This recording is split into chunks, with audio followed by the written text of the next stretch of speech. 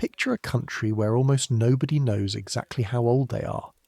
Fill it with farmers who count their years in harvest instead of numbers, mothers who remember a birth as the winter the well froze, and grandfathers who will tell you without embarrassment that they are 70, or maybe 73. Add a family Bible with 4 generations of children scrawled on the flyleaf in fading ink, half the entries missing the day of the month. Add a church that considers celebrating yourself a form of vanity one step short of sin. Add a president whose own birthday physically moved 11 days on the calendar, so that for the rest of his life 2 different dates could both claim him. And add a king, 3,000 miles across the ocean, who is the only person in the entire country whose birthday anyone actually celebrates, with cannon fire, bonfires, and free beer. That's America for its first 2.5 centuries.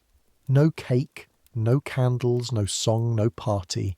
Oh, a place where you could be born, grow up, marry, raise 9 children, and die at some approximate age without one single person, on one single day of any year, ever turning to you and celebrating the plain fact that you existed. A place where you could love your children fiercely and still not know, precisely, the date any of them arrived. We're going back there tonight, not as tourists gawking at powdered wigs and spinning wheels. We're going to live it. And this time, not one day and not one person. Tonight we're walking a single question across 160 years, through farmhouses and print shops and courthouse basements, and one small kindergarten room in Louisville, Kentucky, until the question finally answers itself. Because here is the strange part.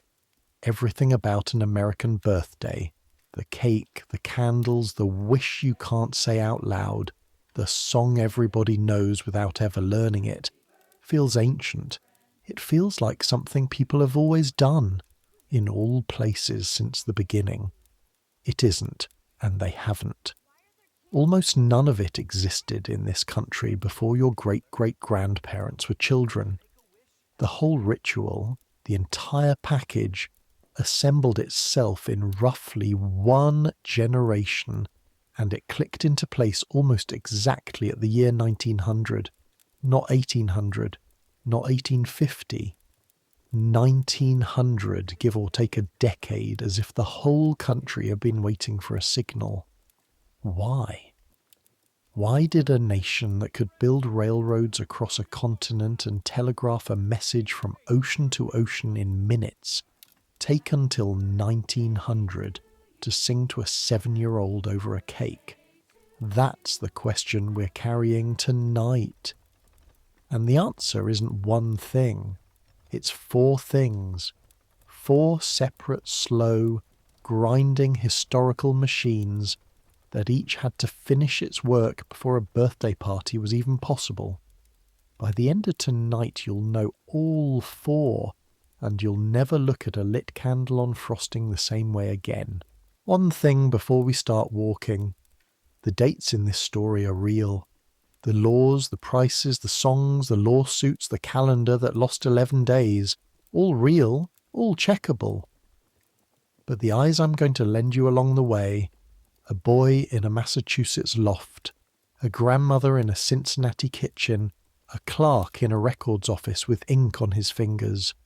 Those are composites, stitched together from the kinds of people the documents describe but never bother to name.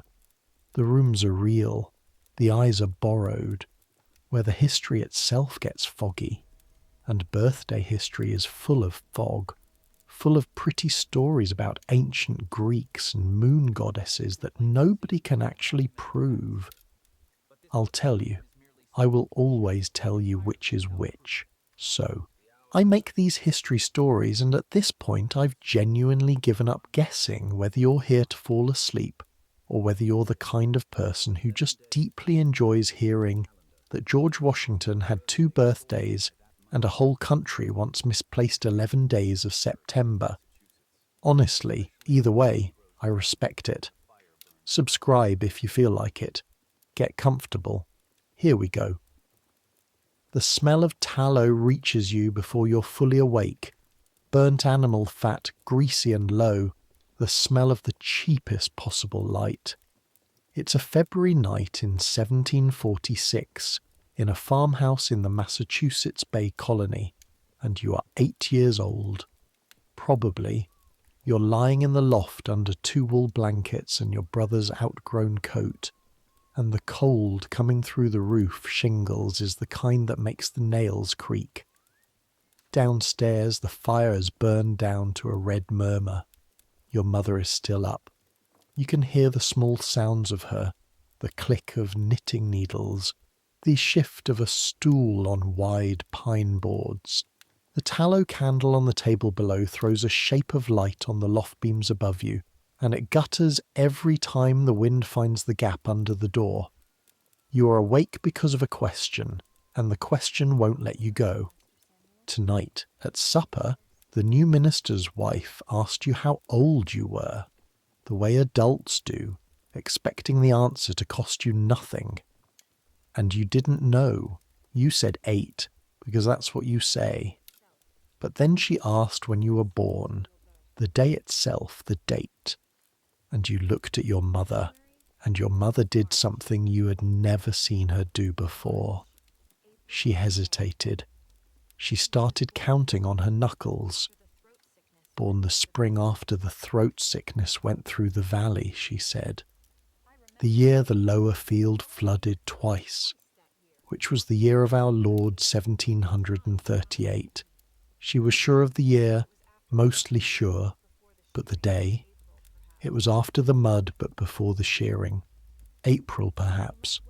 Perhaps the end of March. The minister's wife nodded as if this were a perfectly complete answer. Because it was. That's the part you need to understand, lying up there in the cold with your breath showing. Nobody in that room thought your mother had failed at anything. And when I say nobody knew their birthday, I need you to understand what that means in 1746. This isn't modern forgetfulness, where the date is written in 10 places and you simply don't check them. This is a world where the date may never have been written anywhere at all. There is no clock in your house. There is a calendar, an almanac, one for the whole household, bought for a few pence, and it is used for planting and for the phases of the moon and for knowing when the county court sits, not for remembering children. Your mother has carried 11 children and buried 4 of them, and what she remembers about each birth is not a number, it's the weather, the sickness, the name of the woman who came to help. The days themselves have no names worth keeping out here. There is Sunday, and there is everything else. Later, after the minister's wife had gone, your father did something rare. He took down the Bible. It lives on the shelf by the chimney, wrapped in a linen cloth against the damp, and it is the heaviest thing in the house that isn't made of iron. He set it on the table by the candle and opened the front board, and there, on the flyleaf, in 3 different hands and 3 different shades of fading ink, was your family. His father's slanted letters, gone brown as old leaves, his own careful ones. Births, marriages, deaths, crowded onto one page like passengers in a small boat. He ran his finger down and found you between a dead sister and a living brother, and read out what it said. Born, a son, in the spring of the year 1738. That's all. No month written, no day. A son in the spring. 6 words, and they are the only place on this earth where your arrival is recorded. There is no courthouse copy. There is no certificate. The parish keeps a register of baptisms and you're in it, but by baptism date, which was whenever the travelling weather allowed, weeks after the fact. If this one page burns, you were never officially born at all. Your father closed the board, wrapped the linen back around the book, and put it on the shelf. And that was that. Remember the Bible. Remember exactly where it sits, by the chimney, wrapped in linen. We're going to see that page again, or one just like it, 150 years from now, in a room your father could not imagine, and it's going to matter more than he ever knew. But here's what should really keep you awake, 8-year-old that you probably are. It isn't that birthdays don't exist in your world. They do. You've seen one celebrated. Everyone in the colony has. It just isn't yours. The King's birthday. You were in Boston for it once, 2 autumns ago, riding in the back of a neighbour's cart on top of 40 pounds of cheese. You heard it before you saw anything. Cannon. Real cannon. From Castle William out in the harbour. A salute rolling across the water like giant doors slamming, one after another, until you lost count and just held onto the cart rail with both hands. The horses hated it. The whole town smelled of powder smoke and roasting meat and low tide. Church bells going in every steeple, not tolling the way they do for a death, but tumbling over each other, celebrating. Bonfires been stacked in the streets before it was even dark. Barrels, broken carts, anything that would burn. Gentlemen in the taverns drinking loyal healths to His Majesty, and men outside drinking whatever the gentleman paid for, which on this one day was sometimes everything. At dark, candles appeared in windows, house after house. Whole streets of small flames, because on the King's birthday you illuminated your windows to show your loyalty. And if you didn't, boys in the street had been known to help you reconsider through the glass. An entire city celebrating the anniversary of one man's birth.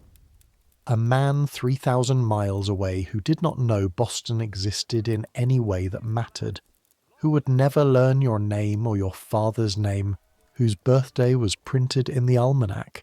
His birthday made the almanac, while yours didn't fully exist even in your own house.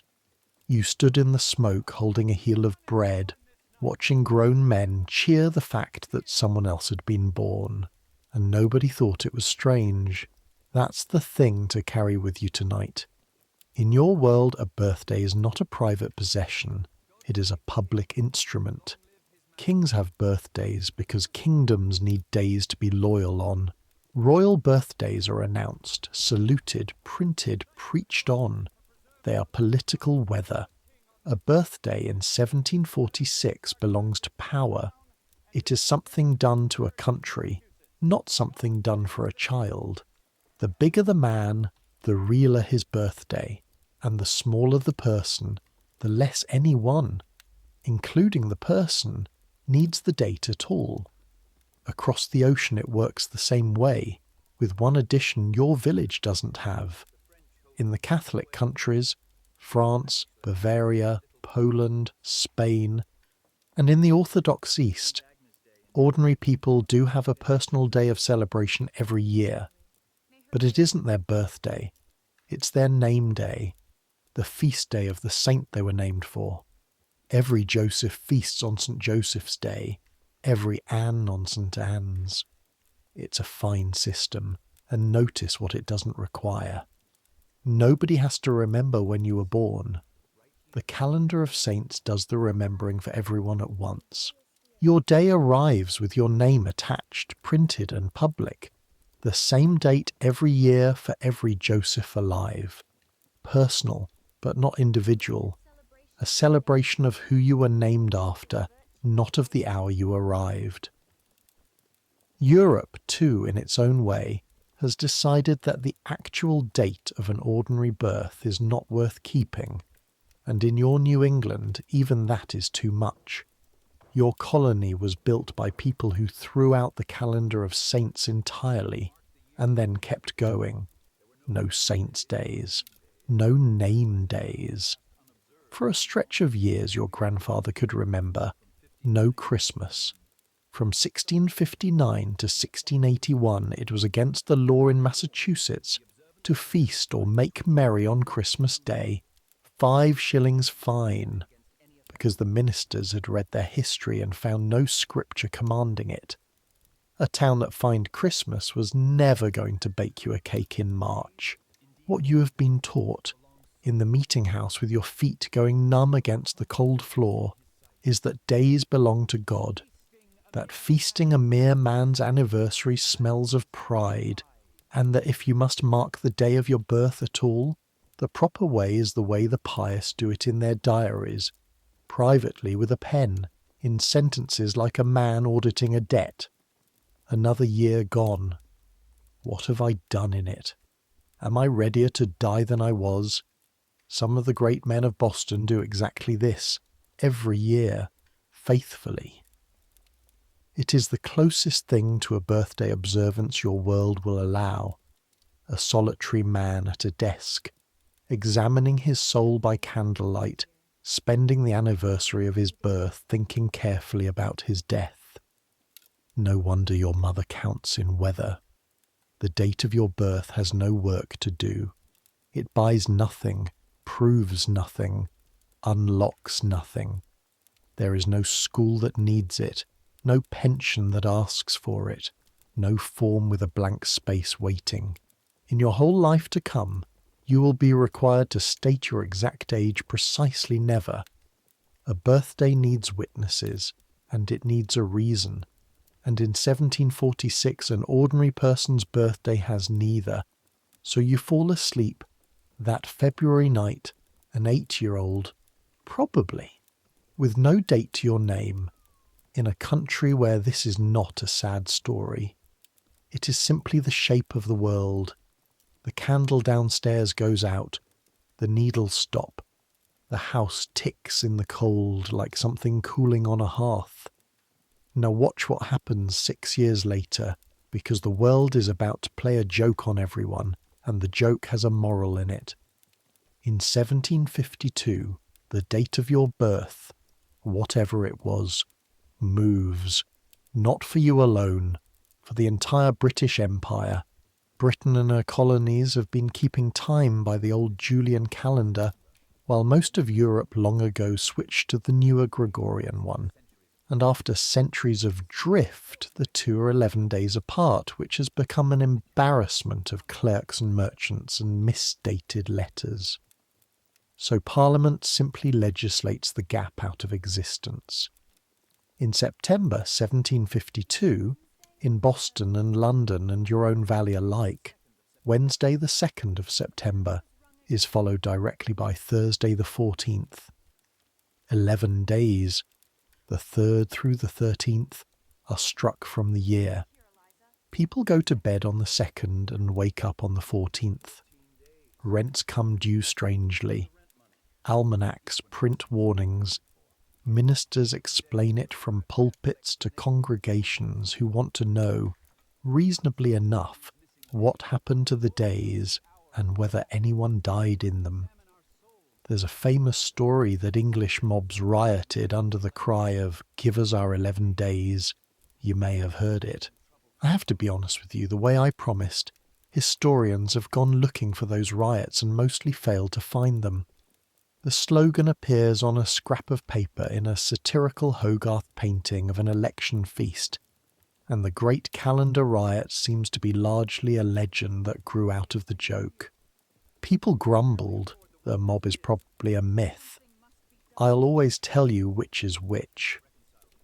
But here is what is not a myth. Every person in the colonies with a recorded birth date now owns a small paradox. A young Virginia planter and surveyor, you may have heard of him, George Washington, was born on the 11th of February 1731 by the old calendar. Run the correction, and his birth becomes the 22nd of February 1732 by the new one. Not just a new day, because the old calendar also started the legal year in March instead of January, his birth year changes too. For the rest of his life, both dates float around him. Some people will toast his birthday in February on the old count, some on the new. He will generally let the 22nd stand and get on with his work. A whole generation lives like this, with a birthday that has an old style and a new style, like a coat that fits two ways, and notice what that tells you. When Parliament can pick up every birthday in the Empire and set it down 11 days later, and the general response is a shrug and some grumbling about rent, that is a world that does not yet believe a birth date is sacred. It's an administrative convenience, adjustable by statute like a boundary line or a toll. The idea that the day you were born is you, a fixed, tender, personal possession worth candles, does not exist yet. It hasn't been invented. Hold on to George Washington and his movable birthday, by the way. He isn't done in this story. The date he settled on, the 22nd of February, is going to come back near the end of our night and become something no one in 1752 could have predicted. The first ordinary person's birthday ritual in America will be built, strangely enough, on top of his extraordinary one. So that's the before world. That's what we're starting from. A country where the king's birth gets canon, the saint's name gets a feast day in lands your minister disapproves of, and your own birth gets 6 words in brown ink, or nothing. Now the honest question, the one this whole night hangs on, is why? Not the sentimental why, the mechanical why. What exactly was missing? Because people in 1746 loved their children. Don't let anyone tell you otherwise. The diaries of grieving parents in this century are some of the most painful documents in the language. Love was never the missing part. Something else was. 4 things, actually, and the fastest way to see all 4 is to move forward 80 years and stand in one more room where a birthday fails to happen, not because anyone forbids it, but because the world still cannot supply the parts. After that, I promise, the candles start getting closer. It's 1826 now, an October morning in a settlement in the Ohio country, and you are a woman of 34 with a baby on your hip and bacon grease hardening on an iron skillet, and your middle daughter has just asked you, out of nowhere, a question you have no answer to. How old am I, exactly? Exactly. That's this new word. Where did she even get it? From the schoolmaster, it turns out, a young man boarding at the Hendersons, who has begun keeping a register of his pupils, ages written in a column, and who asked each child for a birthday as if asking for something everyone naturally has, like a nose. The skillet spits. The baby pulls your hair, and you stand there doing what your own mother did before you, and hers before her. You count backward through weather. This daughter was born the fall the hogs got into the corn, the year after the comet, or was it the same year as the comet? You genuinely aren't sure. The date is in the Bible. You think it's in the Bible.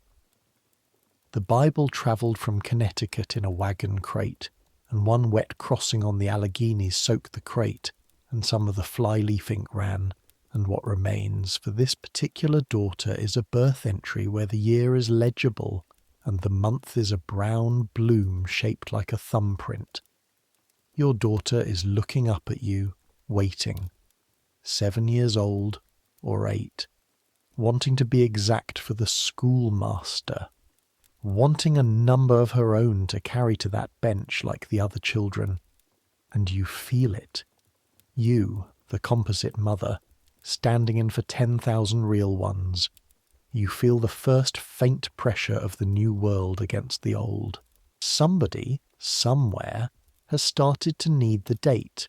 You tell her April. You pick it the way you pick a hen for Sunday. Decisively, so nobody watches you deciding. The 12th of April, you say, and she repeats it twice, mouthing it, and runs out the door with it held in her teeth like a coin. And that is how birthdays actually got made in half the families in this country. A mother, a skillet, a guess. When the census man comes through next time and asks ages for his big ruled sheets, you'll round everyone to the nearest 5 the way your neighbours do. The returns from these decades are famously full of ages ending in 0 and 5, whole townships of people 40 and 50 and 70, almost nobody 68. And the census man will write it down without blinking, because his own age is an estimate too. So let's stand in your doorway a minute, October 1826, and take honest inventory. Why is there no birthday here? Not one reason. 4. Stack them up like stovewood, because every one of them has to be carried off before the party can happen, and the rest of tonight is the story of how each one goes. The first reason is the plainest. Time itself is still expensive. There is one clock in your settlement. The Hendersons own it, a shelf clock pedalled off a wagon, and half its function is to be admired. Your own days are told by light and stock and stomach. A calendar is a printed thing, and printed things cost money you spend on nails. The almanac hanging by your hearth on a loop of string is the one dated object in the house, and you consult it for frost and physic and court days, not for anniversaries. When paper dates live that far from daily life, a birthday has nothing to stand on. You cannot circle a day you do not own a picture of. Simple as that. Cheap clocks are coming. Connecticut men are already selling wooden work shelf clocks across the countryside so aggressively it's becoming a national joke, and within a generation there will be a clock on practically every mantle in the settled states, and the price of knowing the day and hour will fall to almost nothing. But it hasn't fallen yet. Not here. Not this morning. The second reason is harder to say out loud, so you say it the way your generation says everything unbearable, briefly. You have borne 8 children. You have 6 living. The 2 you lost small, one at 11 days, one at a year and a half, of the summer flux. And when I say children died, I need you to understand what that means in 1826. Not as a statistic, but as arithmetic every mother carries. Something like 1 child in 5 in many places does not live to see a 5th birthday. In the wet river towns, in bad summers, it is worse. Every woman you know has her own count. Nobody speaks of it at table, and everybody knows everybody's number. Now think about what a first birthday is. It is a flag planted on a field you do not control. To gather the neighbours and feast a baby's first year, to say out loud, "Look, she has lasted." You have to believe the lasting will continue, or at least be willing to say so in front of God and the neighbours. Your grandmother would have called that tempting fate, or worse, boasting of a loan while the lender still holds the note. This is the quiet, tender reason birthdays came slowly. And historians will tell you it mattered as much as any of the loud ones. A birthday is a bet on the future, and for most of human history, betting on a small child's future out loud was a thing mothers had trained themselves not to do. You did not number a child's years in celebration for the same reason you did not spend the harvest in June. Not because you loved less, because you had learned where loving openly could put you. The third reason is the old religion, thinned but still in the walls. You're 2 generations off the strict meeting house now. Nobody here would fine a Christmas goose, but the residue is real. The circuit preacher who comes through every 4th Sunday still uses vanity the way other men use profanity, and the notion of making a feast day out of your own self, inviting folks to admire the accomplishment of having been born, would strike half your neighbours as somewhere between comical and indecent. Grown men in this county mark their birthdays, if at all, exactly the way the old Boston worthies did. A line in a diary, a sum drawn under a year. The self is a field you weed, not a holiday you keep. That instinct doesn't die by argument. It dies by generations, and it has a few more to go. And the fourth reason, the strangest one, the one nobody in your doorway could even see, the way a fish can't see water, is that childhood itself, as a thing to celebrate, has barely been invented. Understand, you have children and you love them, but your world does not yet believe that childhood is a separate golden country with its own citizens, its own costume, its own rites and festivals. Your 7-year-old, the one who just ran off with her new birthday in her teeth, gathered eggs before she asked you that question, and she'll card wool after supper, because a child in 1826 is, functionally, a small worker in the family enterprise, dressed like a small adult, prayed over like a small soul in danger, and expected to be useful the moment she can carry anything. That is not cruelty. It is the economy. A birthday party for a child, an afternoon where the household's work stops and its sugar gets spent because a particular 7-year-old exists, requires a prior idea that a child's existence is itself an achievement to be feasted, that her small self is a kind of treasure. Whole books will eventually be written about how that idea grew. The romantic poets across the water are writing childhood up into something holy at this very moment, all trailing clouds of glory, and ladies' magazines in the eastern cities have begun to coo over the nursery in a way your own mother would find frankly foreign. The idea is coming, the way weather comes. But in 1826, out here, a child is a blessing and a pair of hands, not an occasion. No cheap dates, no safe bets, no permission, no cult of the child.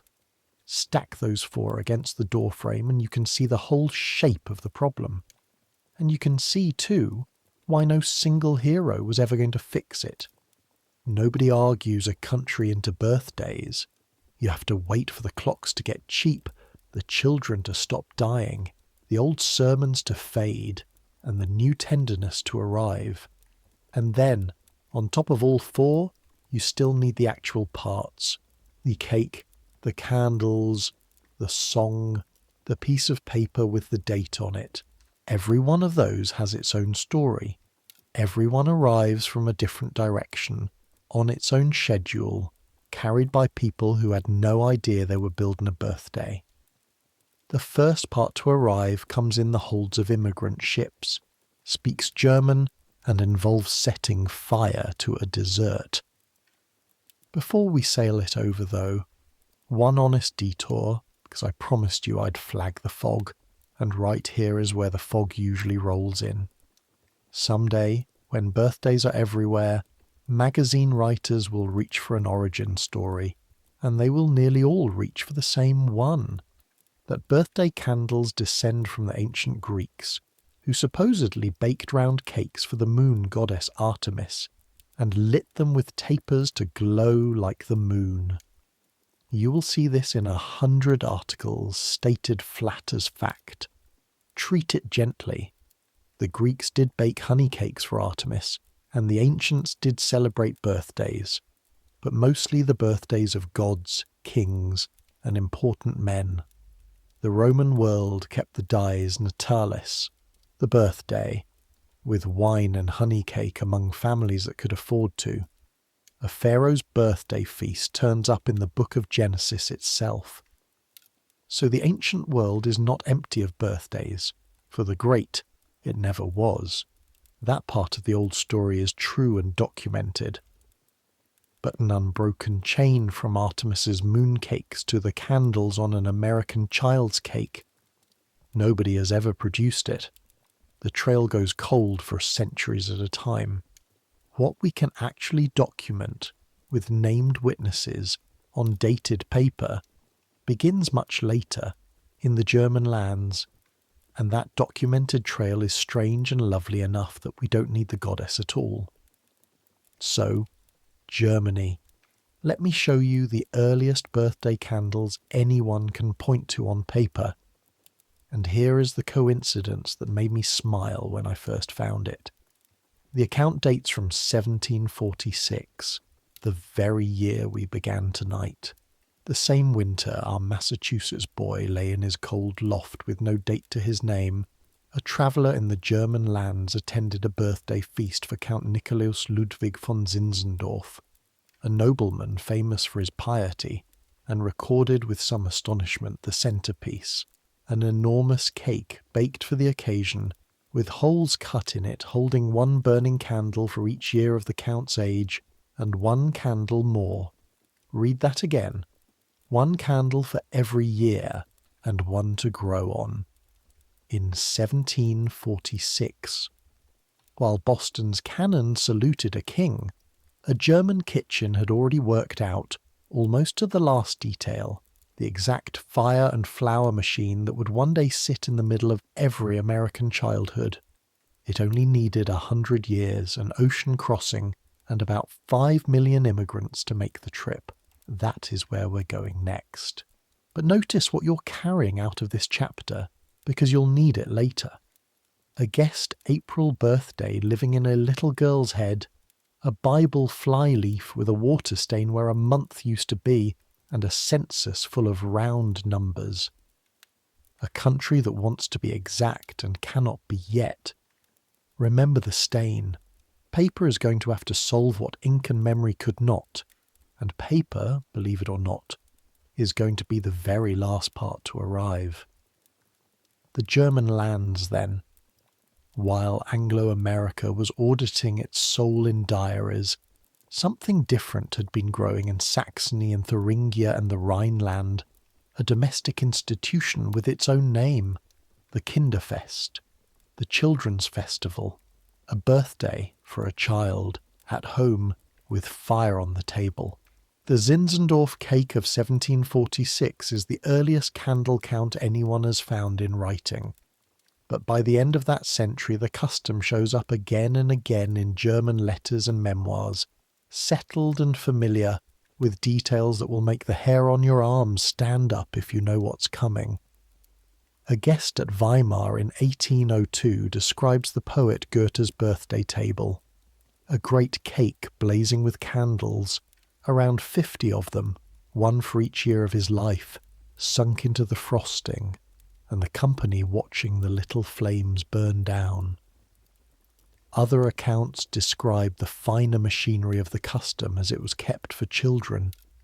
The candles lit in the morning, and in some tellings, kept burning or renewed through the day. Among them, in many families, one larger candle called the Lebenslicht, the light of life, standing for the life itself, the year to come, the growing still to be done. And the rule you already know without being told because you inherited it, the candles are not blown out casually. They are blown out in one breath, with a silent wish, and the wish must never be spoken or it will not come true. How old is that rule? Honest answer as promised. The wish in one breath detail is well attested by the 19th century, and its exact origin before that is fog. But the candles, the count, the one to grow on, the child at the centre, that is documented German household practice, while Americans were still rounding their ages to the nearest 5. Why Germany? Partly because the Germans kept festivals the way other people kept accounts. The same culture that gave the world the candled Christmas tree simply had a genius for putting small controlled fires in the middle of domestic tenderness. Partly because German Protestantism, unlike the meeting house kind, had made its peace with celebration early. Luther's heirs saw no vanity in feasting a child God had seen fit to preserve, and partly because the Germans were early to the very idea our Ohio mother's world still lacked, the idea of childhood as a garden. It is no accident that the man who invented the kindergarten, Friedrich Froebel, was a German of exactly this era. The word itself, children's garden, is the Kinderfest idea wearing school clothes. Keep Froebel's name tonight. His invention is going to walk into this story again in Louisville, Kentucky in 1893, holding the last piece of the birthday in its hand. Now put the custom on a ship. Between the 1840s and the 1880s, German immigration to the United States becomes one of the great population transfers of the century. Millions of people, farmers and brewers and cabinet makers and failed revolutionaries of 1848, pouring through the ports and up the rivers into Cincinnati, St. Louis, Milwaukee, Chicago, and 1,000 country townships between. They bring dialects, breweries, gymnastics clubs, Christmas trees, and packed invisibly in the same trunks the Kinderfest. No customs officer records it. No newspaper announces it. It arrives the way all the really durable cargo arrives, inside mothers. So come stand somewhere now.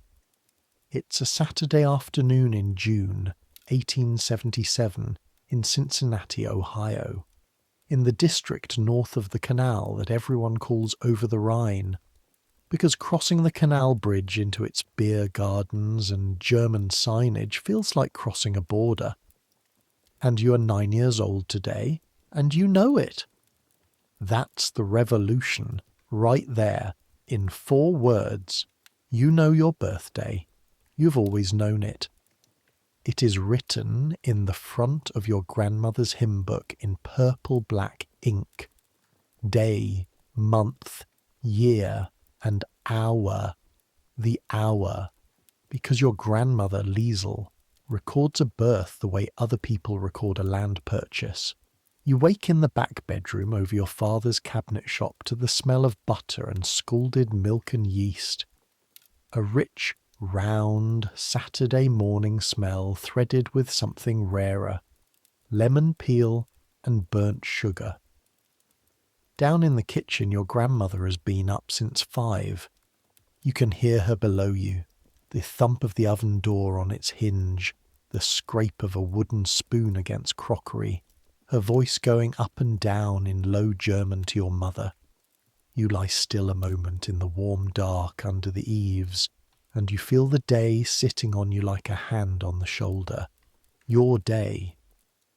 In the whole enormous city, one of the 10 biggest in the country, 250,000 people, coal smoke and church bells and pigs going to the slaughterhouses in rivers of bristle and squeal. This one day, in this one house, belongs to you. An American child 3 streets away, in an English-speaking house, does not have this. Hold that thought. Downstairs, the kitchen is close and hot and glorious. The Geburtstagskuchen stands on the good blue plate under a cloth, and around the rim your grandmother has set the candles, 9 small ones, and in the centre 1 tall one thick as your father's thumb, the light of life. She lights them before you're allowed to touch anything, even before coffee, because that is the order of things, and the little flames stand up straight in the still kitchen air, 9 and 1, and the burnt sugar smell sharpens with hot wax. Your grandmother looks at you across the fire. She is a small woman with forearms like a dockhand's and a face pleated by 58 years, 30 of them American, and she says what she says every year in the language the family keeps for important things. She says that the candles must burn all day and be blown out at supper in one breath, with the wish held silent. And then she leans down to your ear, and this next part you will repeat to your own daughter 28 years from now, so listen properly. "A birthday needs witnesses," she says. "Anyone can be born, Schatz. That is one day's work, and your mother did most of it.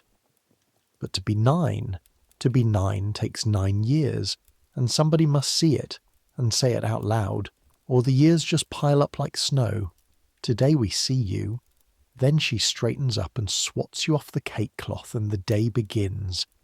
And I could spend an hour in this one day, but I'll give you the shape of it. Neighbours and cousins arriving through the afternoon, each one required by iron custom to shake your hand or kiss your head, so that by evening you have been individually congratulated by upward of 20 human beings, an experience your Anglo schoolmate literally cannot imagine. A gift, singular, and this is worth noticing. One gift, a pocket knife with a bone handle, because the Kinderfest of 1877 is a festival of attention, not yet a festival of merchandise. The mountain of wrapped presents comes later, and other machinery has to arrive to build it. Pot roast, dumplings, beer for the men from the corner Wirtshaus, coffee like tar, and at supper the cloth comes off, the cake descends, 9 flames and the tall 10th burn down to a stub, and the whole crowded room goes quiet while a 9-year-old fills his lungs. You get them all. The room detonates. Your uncle stamps the floor, the dog goes off like an alarm, your grandmother cries exactly 2 tears and denies both, and the wish stays where it belongs, behind your teeth, unspoken, to this day. That is a fully assembled birthday party, functioning perfectly in the United States of America in 1877, 20-odd years before we said the birthday arrived. So was our question wrong? No. Walk 3 streets east and check.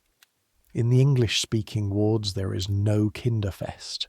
There are Protestant households where a child's birthday rates a scripture verse and possibly a new pair of boots if the timing suits. There are fashionable parlours, it's true, where ladies' magazines have begun describing dainty children's parties for the well-off.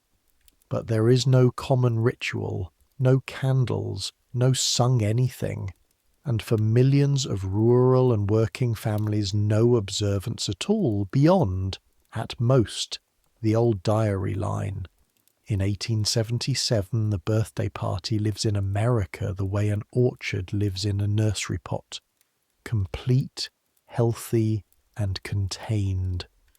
German America has the seed.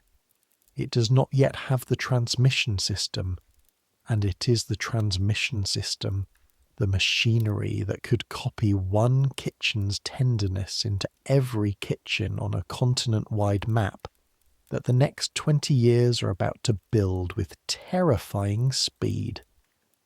Before we go build it, though, your birthday has one more stop, because your father finishes his coffee, looks at you and says, "Get your cap," and this is how you come to be standing, at 7 in the evening of your 9th birthday, in the front car of the Mount Adams incline with your father's hand on your collar, rising up the face of the hill in a box of varnished wood, while Cincinnati sinks and spreads below you. The incline is brand new, opened just last year, 1876, a track running over 900 feet up the bluff, the car hauled by cable and steam, and your stomach drops half an inch at the start no matter how you brace. You rise through coal haze into clean gold evening light, and then the whole thing is under you. The basin packed with roofs and steeples, the canal a dull pewter stripe with your own neighbourhood pressed against it, the Ohio River bending south full of evening sun, the smoke of 100 factories leaning all one direction like combed hair. Your father names things, the cathedral, the breweries, the new music hall going up, and then he stops naming things and just holds your collar, and you stand there, 9 years old and known, looking at a city of 250,000 strangers. Somewhere down there, this same evening, some other child turned 9 and nobody lit anything. Nobody wrote the hour in a hymn book. You don't think this. You're 9. You think about the pocket knife. But your father thinks something like it, in his own language, looking at the English-speaking hills across the basin. He thinks, they will learn it from us. Everything else we brought, they laughed at first and then took the Christmas tree, the Sunday beer. The gymnastics. They will take this too. He's right. It will take one more generation, 4 separate industries, a state law or 2, and a pair of unmarried school teachers in Kentucky. But he's right. Going down the incline in the dark, you fall asleep against his coat, smelling of wax smoke and lemon sugar. The knife a small hard promise in your pocket. Remember this, boy. The weight of the knife, the hymn book with the hour in it, the 2 tears his grandmother denied. We are not done with him. When we meet him again, he'll be 37, with a daughter of his own and an American wife. And the party he throws in 1905 will be the very one we end our night inside. But first, the machinery. 4 machines, 4 chapters of one great converging story, and the first machine is the sweetest. Before America could have birthday cake, somebody had to do something about the price of cake. Because cake, real cake, white crumbed, sweet, frosted, festive cake, was, for most of American history, approximately as casual a purchase as a fiddle. Come feel this properly. Step into a dry goods store in a river town around 1830 and ask for sugar and watch what happens. The clerk does not reach for a bag. He reaches under the counter and lifts out a sugar loaf, a solid blue paper wrapped cone of refined sugar, hard as limestone, heavy as a puppy, and he takes up a pair of sugar nippers, iron pincers with sharpened jaws, and he grips the cone and croaks off chunks, crock, crock, weighing the shards in a hand scale while you watch every fragment like a hawk. Because refined white sugar in 1830 costs real money, and what most families buy instead is brown sugar or molasses, the cheap dark ends of the trade. The white cone is for preserving, for company, for medicine, for Christmas. At home it lives locked in a sugar chest or a caddy, an actual box with an actual key, which the mistress of the house carries. And if that sentence doesn't land, sit with it. Sugar was a thing you locked. Now try to imagine that household burning through 2 pounds of it on frosting, because a child got a year older. You cannot, and neither could they. And the sugar is only the first wall. Say you have the sugar. Now you need the cake to rise, and before chemistry arrives, lightness in a cake is purchased with labour. Eggs beaten by arm, by the dozen, in a bowl braced against your apron. Half an hour, until your shoulder burns and the whites stand in peaks. Or yeast sponges set overnight and coddled like invalids.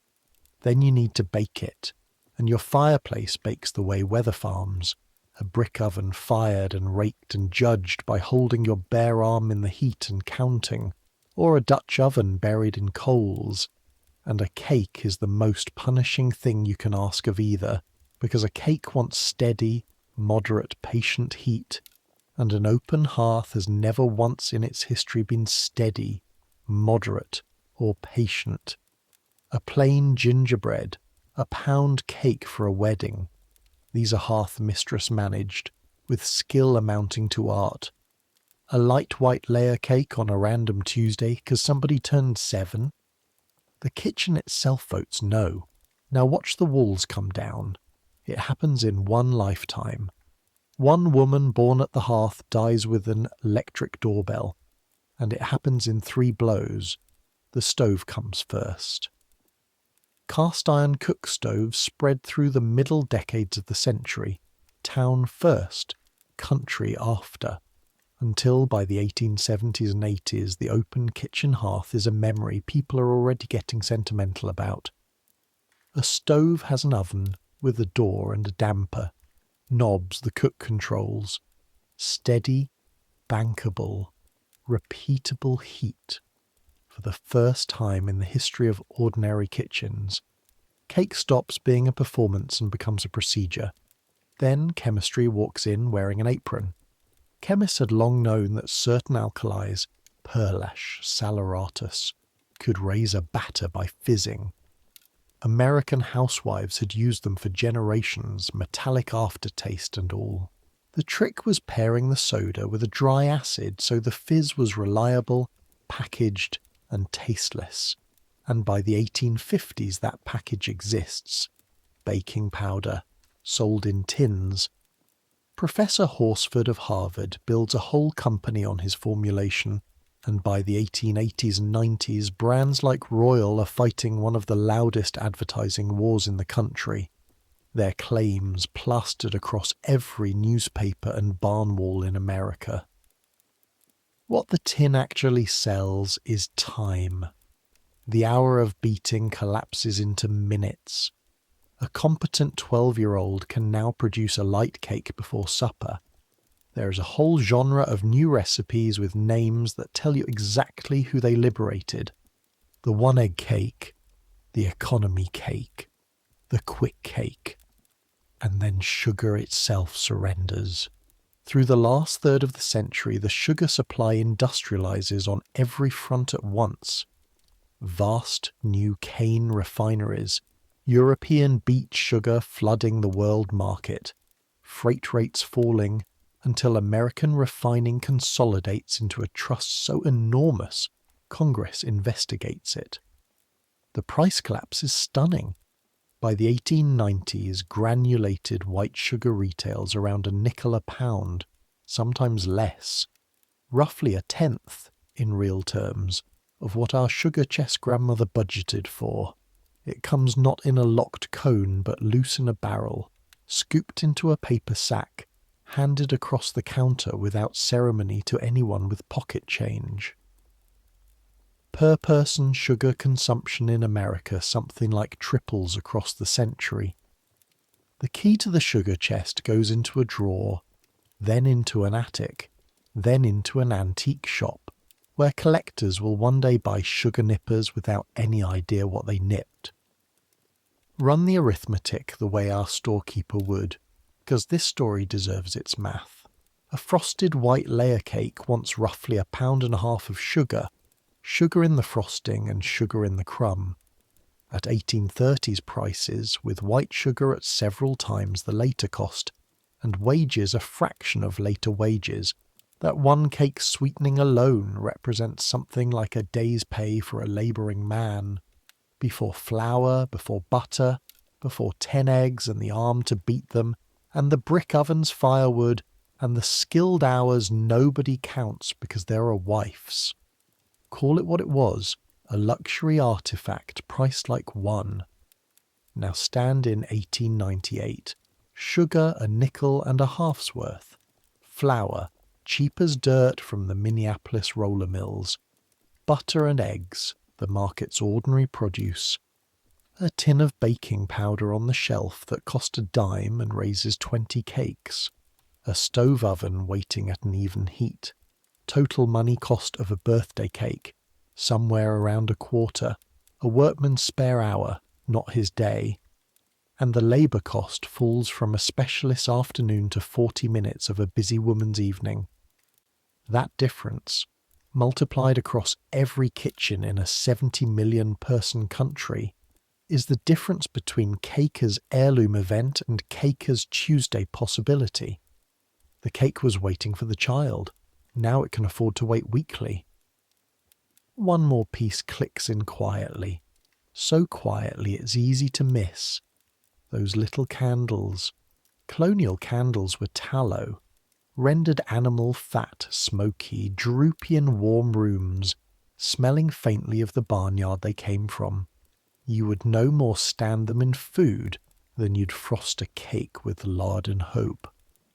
The 19th century gives the world stearin and then paraffin, hard, clean, white, nearly odourless wax, machine-moulded by the millions, cheap as string. By the century's end, confectioners, suppliers and general stores can sell you exactly what the Kinderfest needs. Slim little tapers, pink and white and blue, a few cents the box, made small on purpose. Think about what it means that candles are now manufactured specifically to be stuck in dessert and burned for 4 minutes. an object whose entire purpose is ceremonial fire on frosting, mass-produced.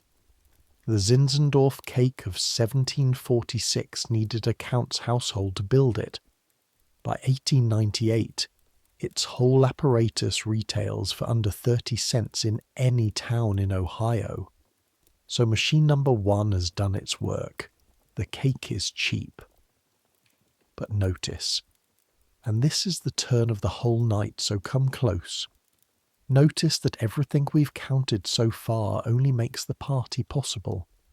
Sugar at a nickel doesn't make a single mother anywhere decide that her daughter's 7th year deserves fire and frosting. The Kinderfest kitchens had their reason. They'd carried it from Saxony. English-speaking America needed to be talked into the sentiment itself, needed someone to teach it on a national scale that a child's birthday was an occasion. And in exactly these decades, someone was, not a person, an industry. The same great engine of print and picture and post that was teaching America what Christmas should look like was about to pick up the birthday, and its story starts with a Prussian immigrant in Boston who figured out how to print a rose so beautifully it made people cry. His name was Louis Prang, and what he industrialized was sentiment itself. Prang lands in America in 1850, one of the political refugees washed out of Europe by the failed revolutions, a printer's son from Breslau with ink in his blood and a fanatic's eye for colour. In Boston, he builds a lithography business, and through the 1860s and 70s he pushes chromolithography, colour printing from many stones, each stone laying one hue over the last, to a level nobody in the country had seen. 20 stones, 30 stones for a single image, flowers you could smell, robins with wet-looking eyes. They called him the father of the American Christmas card, because starting in the mid-1870s his workshop poured out holiday cards by the millions. But Christmas was never the whole business. Prang and the industry that grew up around him printed sentiment for every slot in the year, and one of those slots increasingly said, "Happy birthday." Stop and see how strange that is against everything we know. In 1826, our Ohio mother had to invent a birthday on the spot from a skillet and a guess. Within her daughter's lifetime, there are warehouses, actual warehouses, full of mass-produced coloured cards whose only function is to congratulate individuals on the anniversary of their birth. Verses commissioned by the yard from professional sentiment writers.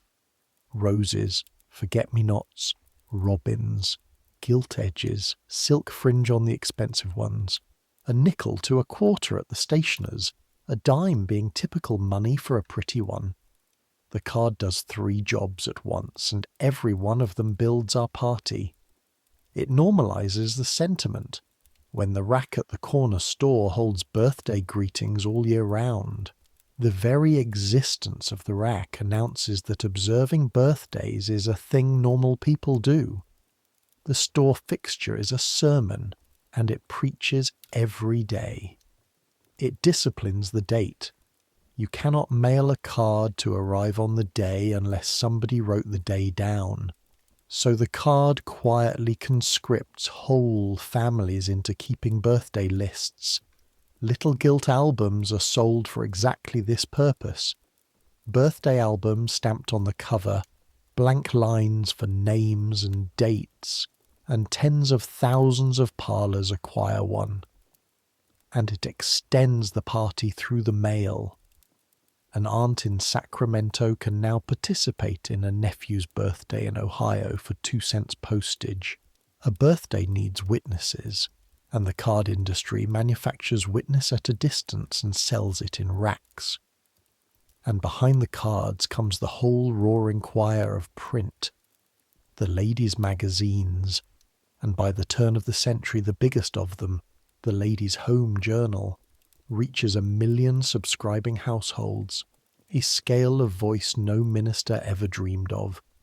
run their columns on children's parties, menus for a little daughter's birthday tea, games suitable for 8 small guests, how to ice the cake. The advice columns take birthday questions. The etiquette manuals, that great anxious literature of a country full of people newly arrived in the middle class and terrified of doing it wrong, begin to treat the child's birthday party as a standard social form with rules one could fail. Invitations issued so many days ahead, hours from 3 until 6, a hostess mother's duties enumerated. Read those pages the right way, and you can hear exactly what they are. Installation instructions. The Kinderfest, translated, standardized, stripped of its German, and sold back to the whole country as correct form.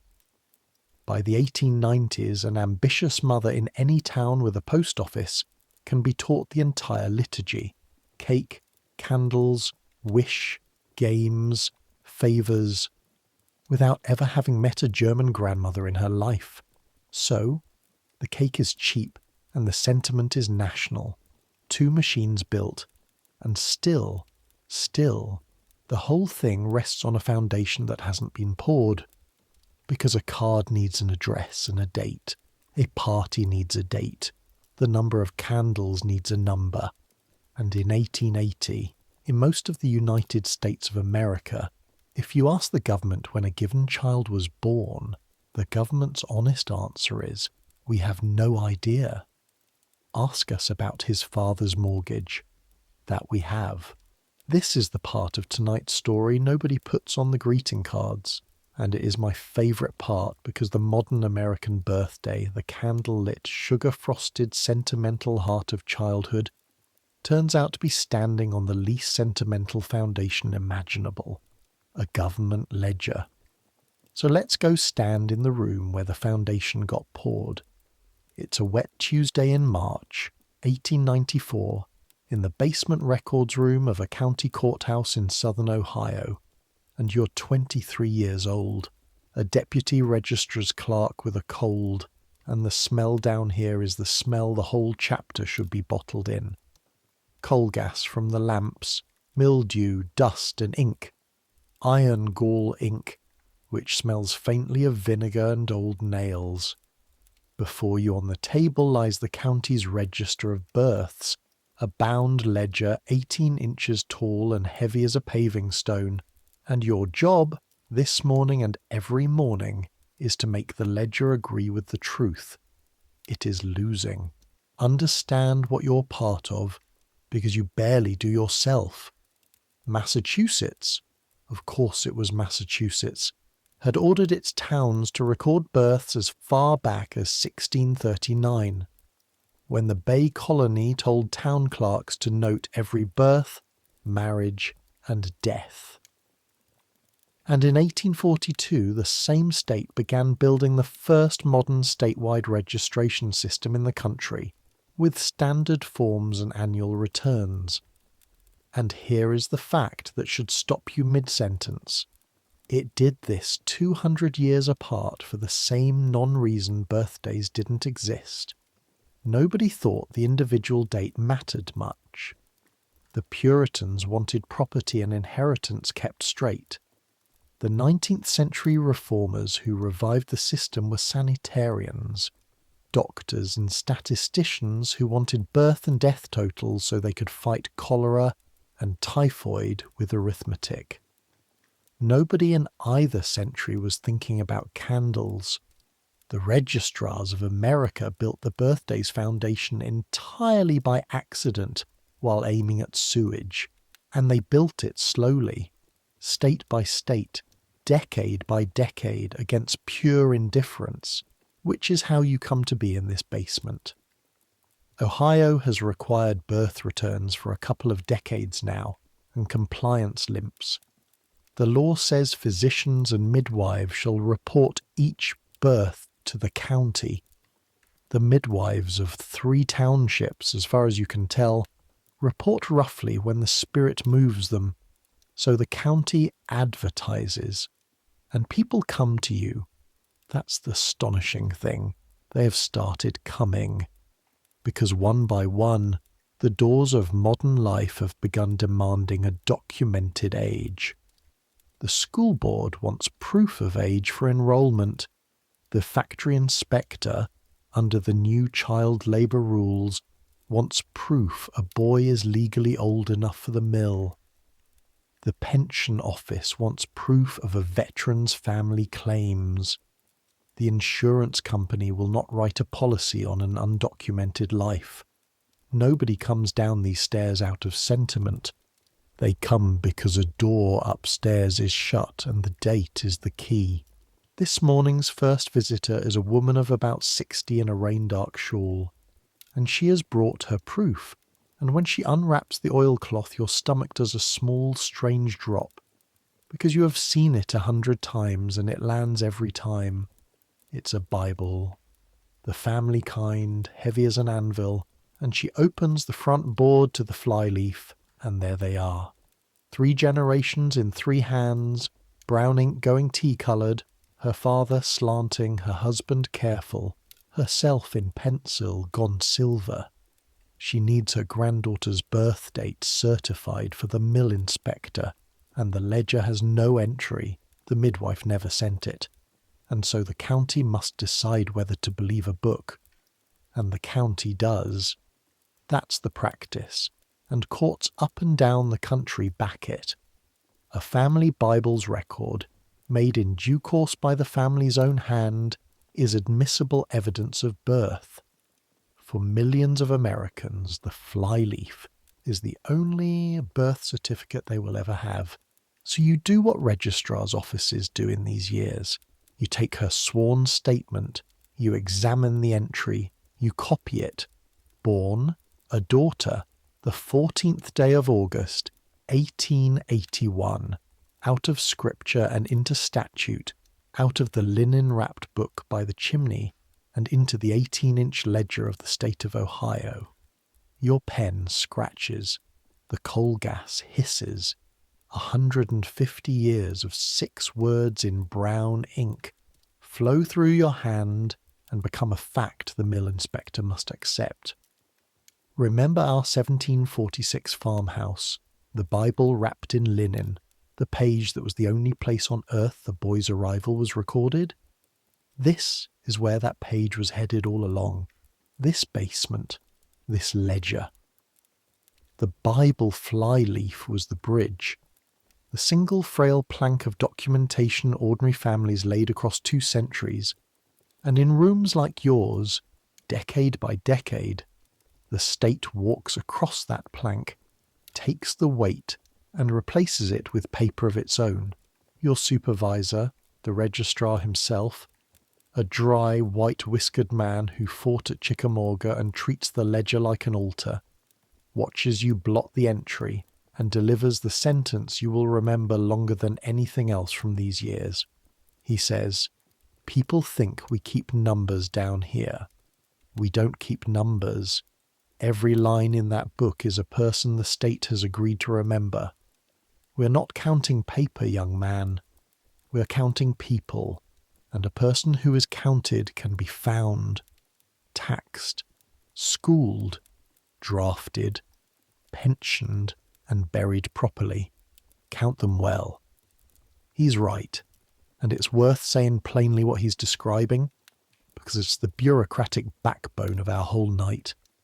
The birth certificate is the deed to your own existence. Everything the 20th century will hand a citizen, the school desk, the working papers, the passport, the ballot, the pension, gets handed over across that one piece of paper. And the birthday, the candles and frosting birthday, rides in on the paperwork. Once the state fixes your date, the date is fixed for everyone. Teachers know it. Insurance men know it. The aunt with the gilt birthday album knows it. And no mother ever again has to stand at a skillet inventing April. How long did the poor take? Longer than you'd guess. And here the dates deserve to be exact, because this, more than anything else in our night, is the answer to until 1900. Massachusetts statewide 1842. A handful of states and cities follow across the next 50 years, unevenly with gaps. The federal government begins pushing standard certificate forms around the turn of the century, and in 1915 establishes the National Birth Registration Area, the club of states whose records are complete enough to count, and at its founding the club holds only 10 states in the District of Columbia. 10. In 1915, the last state in the Union doesn't join until 1933. Sit with that. There are Americans alive well into the 21st century who were born before their own state reliably wrote births down. Which is why, decades later, when old age pensions suddenly required proof of birth from millions of people born in the undocumented years, a whole small industry of affidavits and Bible flyleaf photography had to spring up to reconstruct what was never recorded. The country got its dates the way it got its railroads. Trunk lines first, branch lines for decades after. But by the middle 1890s, the trunk lines are in. In the settled states, among the town-dwelling classes, a child born now is born on a date, and the date is on file, and everyone around the crib knows it cold. Machine 3, the slowest and heaviest of the four, grinding since 1639, has finally delivered its load, which leaves one machine, the smallest one, the one made of nothing, no sugar, no ink, no ledger, 6 notes, because run the inventory of a birthday party as it stands in 1893, cheap cake, rack of cards, mother trained by the journal, date certified in the county ledger, candles at a penny apiece. Gather the children, light the flames, carry the cake in. And then what? What does the room do? A ritual needs a voice. Germany had songs for the Kinderfest. English America, having imported everything else, has no song, and a party where everyone stands around a lit cake in admiring silence is not a ritual, it's a séance. The gap is real and the country can feel it. And the thing that fills it, the last part of the American birthday to arrive, and the part that will conquer not just America but the entire planet, is being written right now in 1893 by 2 unmarried sisters in Louisville, Kentucky, who are not thinking about birthdays at all. They're thinking about getting small children to sit down. Come to Louisville then. It's a September morning in 1893, and you're 5 years old, and you're sitting on a very small chair. The room around you is like no schoolroom your parents ever saw, because it isn't one, it's a kindergarten.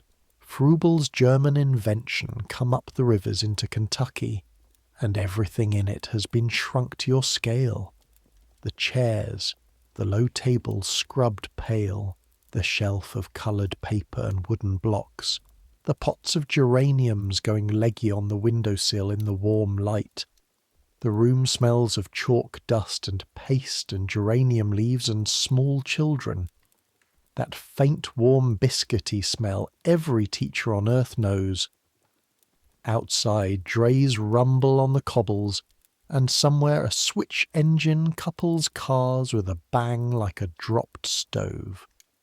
Inside, 30 children under 6 are being gently herded toward their chairs by a woman with steady grey eyes whose name is Miss Patty.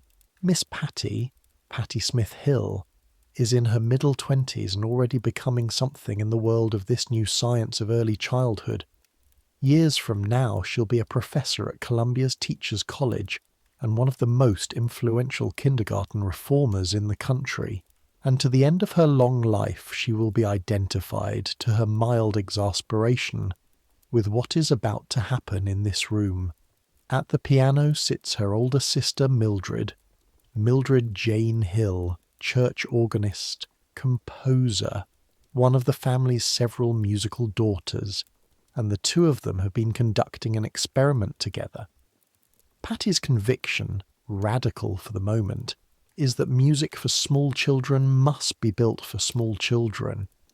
Tiny range, tiny words, one idea, because a 5-year-old's voice can only walk a few steps up and down, and a 5-year-old's day is made of arrivals and departures and greetings, and the song should live exactly there. So Mildred writes little tunes and tries them on the class like a cobbler fitting shoes, and the children's response is the test. If they can't sing it back by Thursday, it fails. And one of the tunes, 6 notes to a line, 4 short lines, simple as a spoon, is a greeting. This is the morning song. Miss Patty stands at the front. The room quiets to that wobbly kindergarten quiet. Mildred gives the chord, and 30 small voices, yours among them, sing to their teacher. Good morning to you. Good morning to you. Good morning, dear teacher. Good morning to all. That's it. That's the whole song. Good morning to all. It will be titled, when it's published this very year, 1893, in the Sisters' collection Song Stories for the Kindergarten, from a Chicago music house called the Clayton F. Summy Company.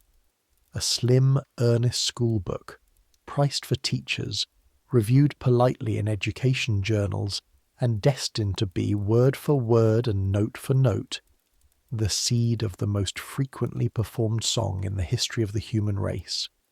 You, 5 years old, swinging your boots under the tiny chair, singing good morning to a teacher in Louisville, you are present at the recorded, documented, copyright-dated birth of the birthday song, and neither you nor Miss Patty nor Mildred at the piano has the faintest idea, because there is not one word about birthdays in it.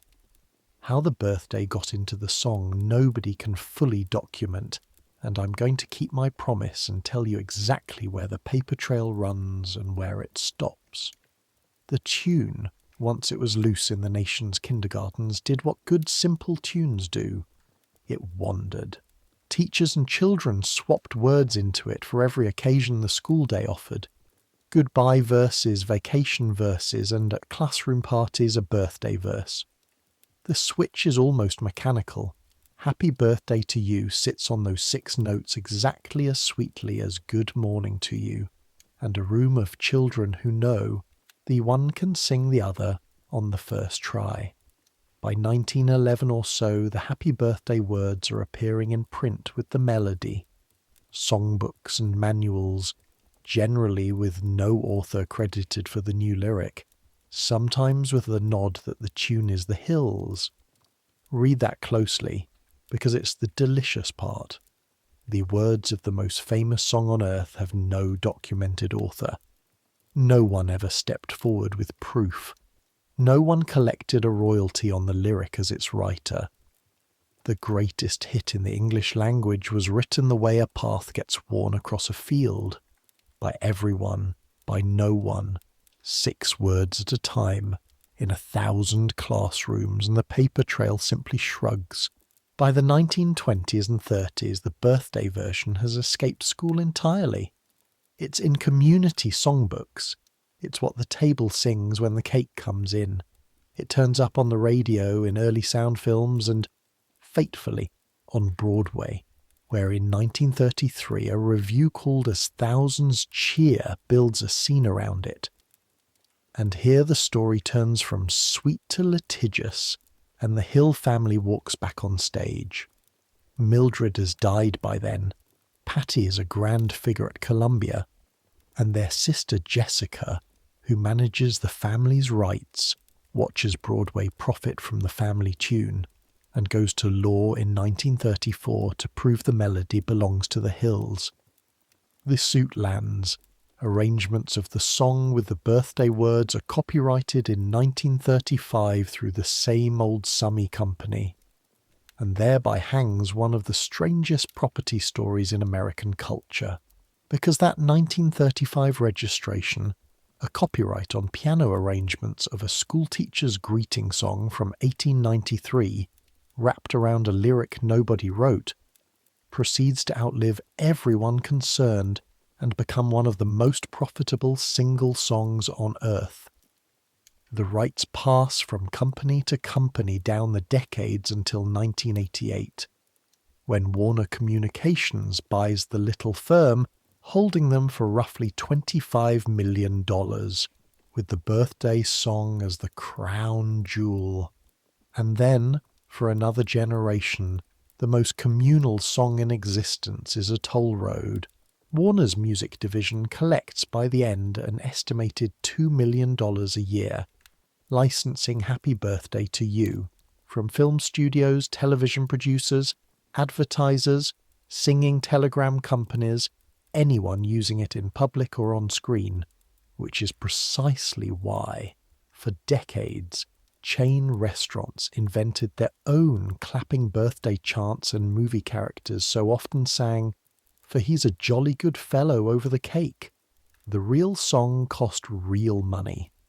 The joke writes itself, and it's true. The song your family sang for free in the kitchen was, on camera, one of the most expensive 20 seconds in show business. It ends, and I love that our sleepy subject has a courtroom thriller hiding in it. It ends in our own century. In 2013, a documentary filmmaker named Jennifer Nelson, making a film about the song itself, is quoted $1,500 to use it, pays, and then sues, alongside other plaintiffs, arguing the copyright had no right to exist. The case, in federal court in Los Angeles, becomes a 2-year excavation of everything we've spent this chapter walking through. The 1893 songbook, the wandering lyric, the 1935 registrations. Old songbooks are hauled into evidence. A 1922 collection surfaces printing the birthday words without any copyright notice for them. Lawyers depose the archives, and in September 2015, Judge George H. King rules the 1935 copyright covered, at most, those particular piano arrangements, not the song, and never the lyrics, which the Summy Company had never validly acquired from anyone, there being, of course, no author to acquire them from. Warner settles in 2016, agreeing to repay $14 million to the people it had charged over the years, and the court declares Happy Birthday to You what the playgrounds always knew it was: public domain, free, everyone's. 123 years after two sisters in Louisville tried a greeting song on a room of 5-year-olds, the law finally caught up with the kindergarten. But all of that is the song's afterlife. What matters tonight is its birth life, what it did between 1893 and the 1900s, when our 4 machines were converging. Because the song was the missing liturgy. Watch what it does to the party. This 6-note nothing. The cake enters, the flames wavering, and now the room has a job.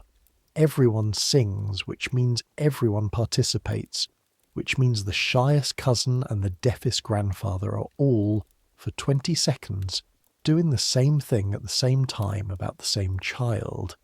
This song has a built-in spotlight.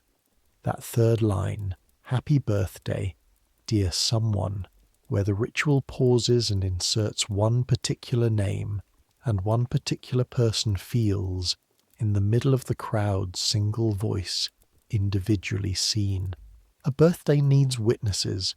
Remember the grandmother in Cincinnati. And the song is witness technology, the cheapest ever invented. No equipment, no cost, no rehearsal, learnable by a 4-year-old in one hearing. And it has a clock in it. The song lasts almost exactly as long as candles can safely blaze on frosting, ending on a cue, the held last note, the cheer, that tells the child precisely when to fill her lungs. Cake, fire, name, wish, breath. The song binds the whole apparatus into one smooth machine, and the machine now runs anywhere, in any kitchen, for free. There's one more thing the song did, and it's the quiet engine of everything after. It made the ritual portable to adults. You can't easily throw a Kinderfest for a 40-year-old, but you can sing 20 seconds at anyone. Hold that thought. It becomes the whole last movement of our story. So there they are. 4 machines, finished within a decade of each other, like trains scheduled by a dispatcher nobody ever met. The cake, cheap by the 1880s. The sentiment, printed and mailed nationwide by the 1880s and 90s. The date, certified in the settled states by the 1890s. The song, born 1893, birthday words in every schoolyard within a dozen years. Stack the dates and look at where they all land. They land at 1900. Not because anything magical happened on January 1st of that year, but because that's when the last slow machine caught up with the fast ones. The question we set out with, why did it take until 1900, has a plain mechanical answer now. Because a birthday party is not one invention but a convergence, and a convergence moves at the speed of its slowest part. And the slowest part was never the cake or the tenderness, it was the ledger in the basement. What happens when 4 machines converge on 70 million people at once? The next 20 years answer that. The birthday party stops being an importable curiosity and becomes an institution, with rules, a canon, an economy, and etiquette columnists policing its borders. Let's go watch the cannon get built, and then, I promise, we'll slow the whole night down. Walk up a porch in Cincinnati at dusk in 1905 and stay there until the candles burn down. It's a Thursday afternoon in May 1904 in a middle-sized town in Indiana, and you are a 31-year-old mother standing at your kitchen table with a magazine open to a column that is ruining your week. The kitchen smells of bluing and starch. It's still wash day, technically. And of the vanilla you spilled an hour ago doing arithmetic with the cake recipe. Your daughter turns 8 a week from Saturday. Last month, the banker's little daughter had a birthday party. 12 children. A cake with pink icing and her name piped on it in a Cincinnati bakery hand. Paper caps, a game with a donkey, and, this is the detail the children of the town cannot stop repeating, a party favour for every guest to carry home, a little basket of candy with a ribbon. Your daughter came back from that party walking 2 inches off the ground and asked, with terrible casualness, whether she might have a party too. And here is what you understand, standing at your table with your heart beating slightly too fast over a ladies' magazine. This is new, and everyone is pretending it isn't. You did not have a birthday party in 1881.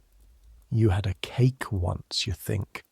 Your mother made a jelly cake the year you were 10, and your father gave you a ribbon, and that was a remembered kindness, not an institution. Your own mother had nothing at all.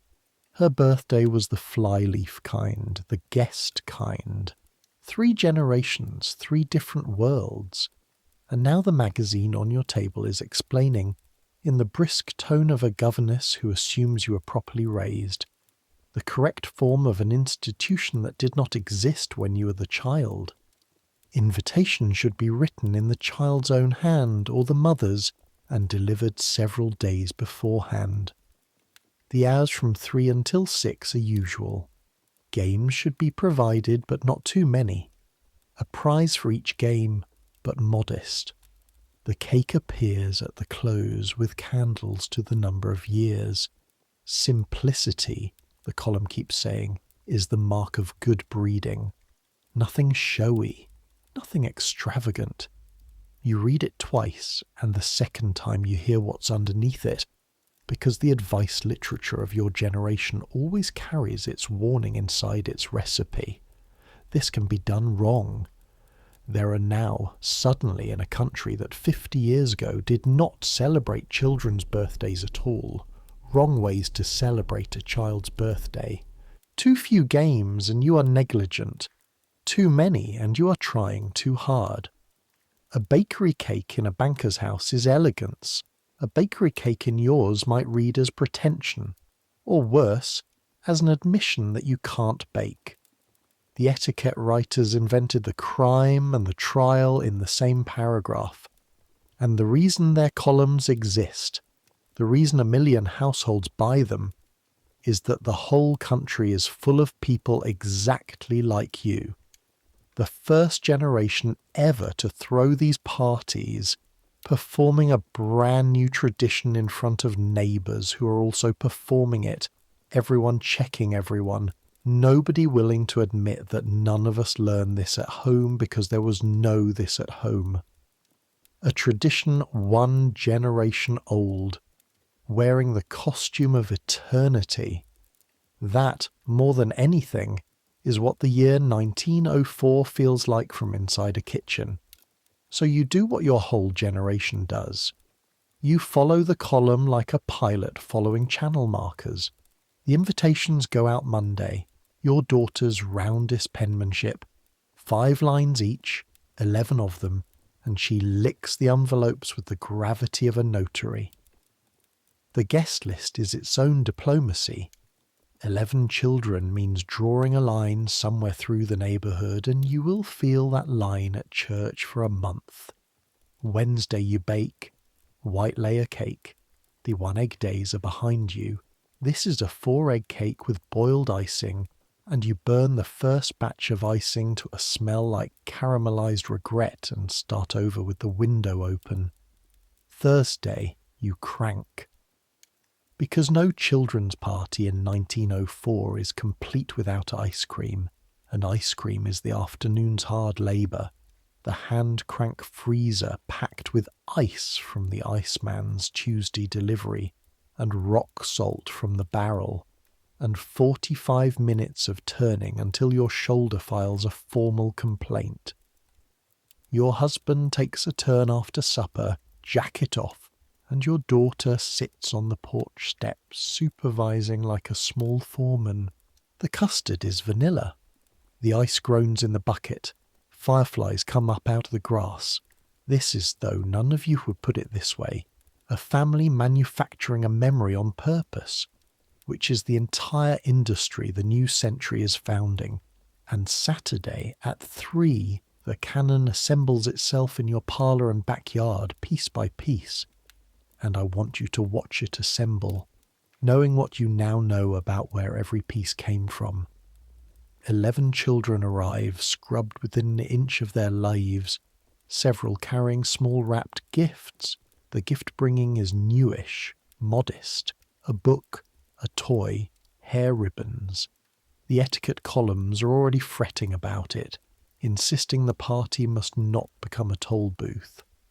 The games are the old free games of the dooryard, newly conscripted and organised. Drop the handkerchief, musical chairs to your sister-in-law's pounding piano, blind man's buff until a vase has a near-death experience. And then the donkey. You paid a quarter for it at the stationer's, a printed cloth donkey, tailless, that pins to the wall with numbered cloth tails and a blindfold in the box. Because Pin the Tail is this decade's certified party sensation. And here's a flag for you, as promised. People will tell you this game is ancient. It isn't, particularly. It swept the country as a parlour fad in the late 1880s. There was a season around 1887 when the donkey party was such a craze that newspapers reported grown adults holding donkey parties, church socials pinning tails by the 100, a game publisher selling printed donkeys as fast as the presses ran. By 1904, the adults have surrendered it to the children, the way adults always eventually hand their fads down the table. So the blindfold goes on child after child. The parlour fills with that particular shrieking laughter that is 9/10 of the point of childhood, and tails bloom across your wallpaper, one memorably pinned to the parlour door a full 4 feet from any part of the donkey. At 5, the light going long and gold, you dim the parlour, and your husband carries in the cake. 8 small candles and 1 tall one in the middle, one to grow on. You don't know you got that from Saxony, you got it from a neighbour who got it from a neighbour. And the room does the thing that rooms have only recently learned to do. It sings. Thin, ragged, sweet. Happy birthday to you. Happy birthday to you. Half these children learned it at school, the tune that was a Good Morning song in Kentucky 11 years ago, and none of them will ever remember learning it. It will feel to every one of them like something they were born knowing. Your daughter's face over the candlelight is doing something complicated and radiant. The song pauses at the 3rd line and puts her name in it. Her name, held up alone in the middle of the crowd's one voice. And you watch your child be witnessed, and something in your chest turns over like the ice cream crank. She banks her breath. She gets all 9. What did she wish? She'll never say. She knows the rule. 1 breath, silence, or it won't come true. And no one alive can tell you exactly where that rule came from, and every child in America now keeps it like law. Sandwiches, ice cream in the good glass dishes, the favours handed out at the door. You made the candy baskets yourself, ribbon and all, at a cost of 4 cents apiece and 2 evenings. And if the banker's wife hears they were homemade and thinks it charming, you have won this whole season of the neighbourhood's quiet tournament. By 6:30, it's 11 children have been returned to their households slightly sticky and fully mythologized. Your daughter falls asleep at 8:10, mid-sentence, still wearing the paper crown. And you sit on the back step in the last of the light with a cold cup of coffee, next to the drying rack of ice cream dishes, and take stock like a general after a battle that went well. Total cost of the campaign counted honestly. Cake and icing sugar, maybe 30 cents. Ice, salt, and custard, another 40. The donkey, a quarter. Candy, ribbon, candles, and paper. Call it 30 more. $1.30 more or less, plus perhaps 20 hours of skilled female labour that no ledger anywhere records. A day's wage for a working man spent on the fact that a particular 8-year-old exists. Your grandmother, Flyleaf, Skillet, Guest April, could not have imagined the expenditure and would have needed a long quiet moment with her Bible to forgive it. But here is the thing you'd tell her if you could sit her down on this step. It wasn't for the cake. It was for that half second over the candles. The name in the song, the face in the light, the being seen. A birthday needs witnesses. The whole apparatus, the sugar and the donkey and the $1.30 exist to build 1/2 second of witness, so bright a child can keep it for 80 years. The etiquette writers understand none of this and all of it. Their columns will keep tightening the canon year by year.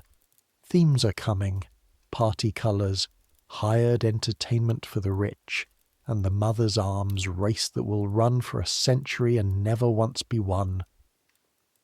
But the core of it is finished. Right there on your wallpaper-tailed, crumb-strewn Saturday cake, candles, song, name, wish, games, favours. That is the American birthday party, assembled, operational, and already, this is the marvel, already feeling eternal. By the time your daughter throws this party for her own daughter, nobody will remember it was ever new. And the ritual isn't done spreading, because everything in this country that starts with the children eventually comes for the grown-ups too, and the birthday is about to climb the ladder of age. decade by decade, until it gets all the way to the presidents. It climbs slowly at first, and it climbs on excuses. Because a grown man in 1900 has the same problem the meeting house planted a quarter millennium ago. To feast his own anniversary still smells faintly of vanity, and vanity in a grown man is a social wound. Children may be celebrated because children are innocent of the celebrating. The party is done to them by others. So the adult birthday, when it comes disguised, and its first and best disguise is one of the strangest small inventions in American social history: the surprise party. Think about what a surprise party actually is structurally. It is a birthday celebration engineered so that the celebrated person can prove publicly that they had nothing to do with it. The guests hide in the darkened parlour. The victim is lured home on a pretext. The lights come up, the room shouts, and the whole point, the entire engineering purpose of the ambush, is that no one can ever accuse the guest of honour of having wanted this. Vanity laundered. The old Puritan objection, solved not by argument but by choreography. The newspaper's social columns of the 1890s and 1900s are speckled with them. A surprise party was tendered to Mrs. So-and-so on the occasion of her 40th birthday. The evening was passed with music and cards, and every one of those little paragraphs is a treaty between the old conscience and the new custom. Adults wanted in. They just needed the ritual to hold them blameless, and their friends obliged by attacking them with cake in their own parlours. Once inside, the adult birthday finds its footholds, the milestone years. Round numbers make the vanity impersonal. You're not feasting yourself, you're marking an institution, the way a town marks a centennial. 21 comes first, and it comes with hardware. The 21st birthday inherits centuries of legal meaning, majority, the vote, the end of guardianship, and folds them into one domestic symbol, the key. Coming of age is getting the key of the door. The phrase is old. The greeting card sees it, and by the new century a 21st birthday card with a gilt key on it is a stock item at every stationer's. Notice the pattern, because it repeats all the way up the ladder. The adult birthday attaches itself to something real, a legal line, a new decade, a silver anniversary of being alive, because grown-ups, unlike children, still need their birthdays to be about something besides themselves. Sweet 16 grows the same way for daughters, a threshold party standing in for older coming-out customs the middle class could never afford. 50 becomes a jubilee, and the decades between fill in quietly, house by house, with cake at supper and a card on the mantel, until somewhere in the first third of the new century it stops being remarkable that a grown man's family sings to him. The last acre of the old Puritan country surrenders not with a battle but with frosting. And then the workplace is full. This one is slower, and it lands mid-century, the office birthday. The sheet cake in the break room, the card that circulates for signatures and a manila envelope ahead of the victim. The 15-minute truce in the day's production while accounting sings flat and someone's secretary cuts squares. By the 1940s and 50s, this is simply part of the texture of American employment, and personnel manuals and company newsletters treat employee birthdays as morale infrastructure, listed by month, budgeted like coffee.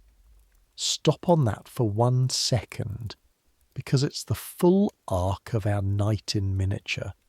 In 1746, the only institution on the continent that observed birthdays was the Crown, with cannon. 2 centuries later, the institution is a regional office of an adding machine company in Dayton, with a sheet cake. and the person being saluted is a 51-year-old bookkeeper named Marjorie. The birthday completed the longest social descent in American history, from the King of England to absolutely everyone, and it made the whole trip in about 6 generations. The new media carried it too, each in turn, the way print had carried it first. Radio in the 1920s and 30s invents the birthday club, local stations reading out children's names and ages on the morning show. Happy birthday to little Donald, who is 6 today, and half the county listening while one particular Donald in one particular kitchen goes incandescent over his oatmeal. Thousands of stations, decades of mornings, millions of names, witness, broadcast, and the card trade that Louis Prang seeded grows its 20th century giant on exactly this traffic. A Nebraska teenager named Joyce Hall steps off a train in Kansas City in 1910 with shoeboxes of picture postcards to peddle, builds with his brothers the company that becomes Hallmark, and the birthday card becomes and remains the workhorse of the entire greeting card industry. For every American who dies, hundreds of birthday cards cross the mails. The aunt in Sacramento never stopped mailing her witness. Her granddaughters just had more to choose from, and the ladder's top rung. I promised you we'd come back for George Washington, and here he is. All through our story, remember, his 22nd of February had been quietly doing what kings' birthdays do, being the exception, the one public birthday, toasted by the Republic since the 1790s in place of a king's. In 1879, Congress makes it official. Washington's birthday becomes a legal federal holiday, the calendar's first and only birthday of a person, and by 1885 it covers every federal office in the land. The date that slid 11 days in 1752, the birthday that taught Americans a date could be chosen and still be true, ends up printed in red on every calendar in the country. A man born before birthdays were personal became the nation's one public one, but the perfect ending to the adult birthday story, the scene that closes the circle our canon opened, comes in 1934, and it might be my favourite documented fact of this entire night. Franklin Roosevelt, president less than a year, polio survivor, turns 52 on the 30th of January, and his fundraisers organise, across the whole country in one night, birthday balls. Thousands of simultaneous parties, in hotel ballrooms and Elks Lodges and high school gymnasiums, 6,000 celebrations by some counts, dance for the president's birthday, with every ticket's proceeds going to fight infantile paralysis, the disease that has taken the president's legs and was still taking children's. They raise over $1 million in that first night. The birthday balls become an annual institution, and out of that machinery grows the March of Dimes, and out of the March of Dimes in due time comes the funding of the polio vaccine. Look at the full circle of it. In 1746, an empire fired cannon for a king's birthday to teach its subjects loyalty. In 1934, a republic threw 6,000 simultaneous birthday parties for a president and used them to buy back its children's lives from the exact terror that had once made mothers afraid to count their children's years out loud. The public birthday and the private one, the cannon and the candle, meet in a gymnasium in 1934, dancing to fight child mortality. Somewhere in the long arithmetic of history, that has to count as the book's balancing. So now we can stand still a moment and do what we promised at the start. Assemble the answer, whole, in one place. Why did Americans start celebrating birthdays? And why did it take until 1900? Because a birthday, the real, working, candlelit kind, needs 4 things, and not one of them existed in this country's early centuries, and each arrived on its own schedule, indifferent to the others. It needs a known date, and the date took the longest. From the Bible fly-leaf through the census's rounded guesses through Massachusetts in 1842, through a basement ledger in 1894 to a national registration system not finished until 1933. A country cannot light 7 candles until it knows, with paper certainty, that the answer is 7. The bureaucrats built the birthday's bedrock, aiming at cholera. It needs a cheap cake, and the cake took the whole industrial revolution. The stove that tamed fire, the tin of powder that abolished the beaten hour, the sugar trust and the beet fields that broke the locked sugar chest, the paraffin candle small enough to be dessert's own fire. The party's centrepiece cost a day's wages in 1830 and a spare quarter in 1898, and rituals spread at the speed of their cheapest necessary part. It needs a sentimental childhood, a culture that had stopped burying one child in 5, that had moved the child from the workforce to the centre of the family's meaning, that had built kindergartens and nurseries, and decided a small person's existence was itself an occasion. The Germans carried the working model of that tenderness ashore in their trunks, candles and all, and the magazines translated it for everyone else. And it needs a song, because a ritual without a liturgy is just furniture. And until 1893, the English-speaking party stood silent around its own fire. 2 sisters in Louisville, aiming only at good mornings, wrote the 20 seconds of witness that fused all the rest into a single machine anyone could run, anywhere, free. Though it took the law until 2016 to agree about the free part. A known date, a cheap cake, a cherished child, a shared song, paper, sugar, tenderness, music. The ledger, the stove, the kindergarten, the piano, not one of them was aimed at birthdays. Not one of them knew about the others, and they converged. Ledger from 1639, sugar from the refineries, tenderness from Saxony, song from Louisville, inside a single American generation, the one born in the 1860s and 70s, the first generation in the history of this continent that could know a child's date, afford a child's cake, believe in a child's specialness, and sing a child's name.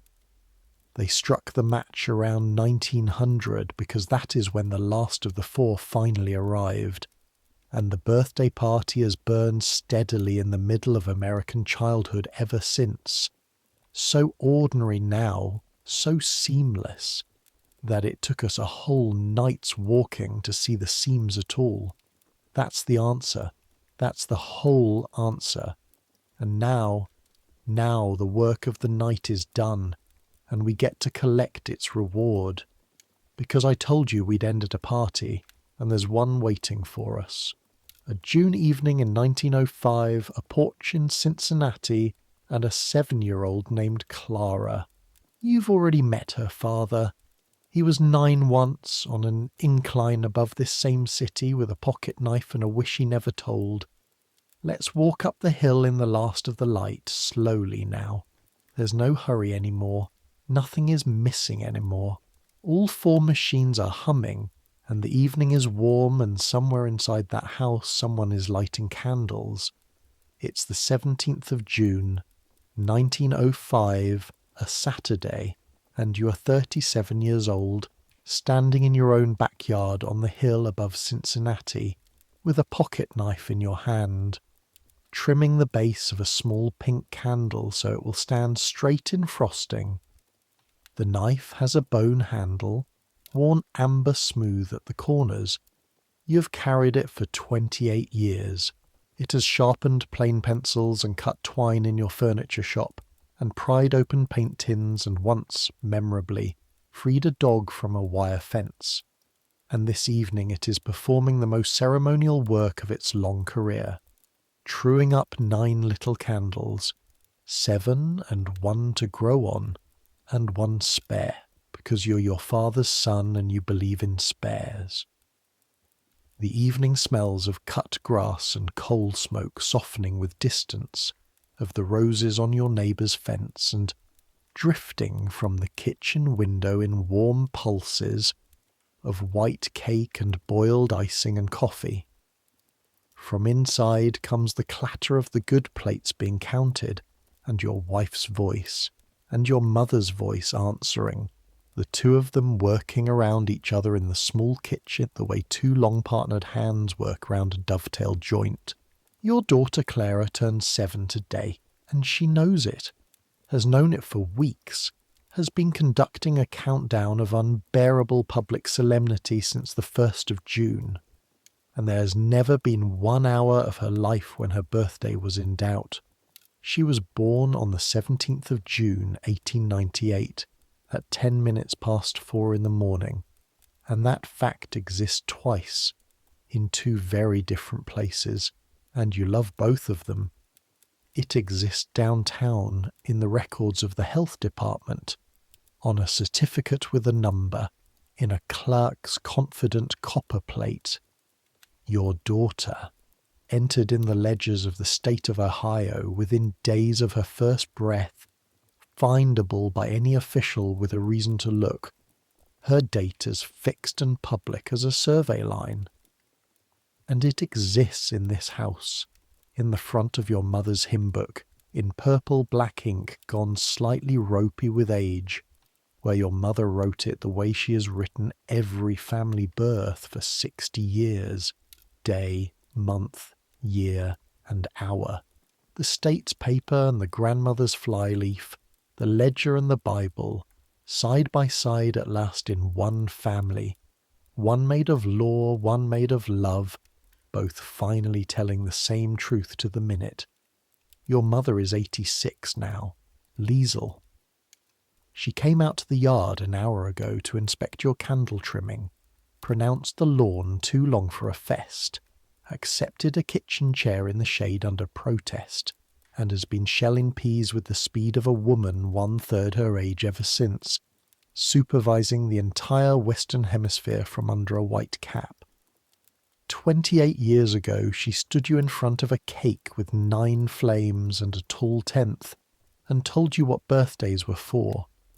Her hands have gotten small, her English never fully arrived, and her German never left. When Clara runs past, your mother catches her by one braid, gently, like catching a passing rope, and says something low in the old language, and Clara, who understands about 1 word in 5, nods with total confidence and runs on. The two of them have an understanding that does not require vocabulary. The guests come at 4. This is a small fest, family-sized, the way you wanted it.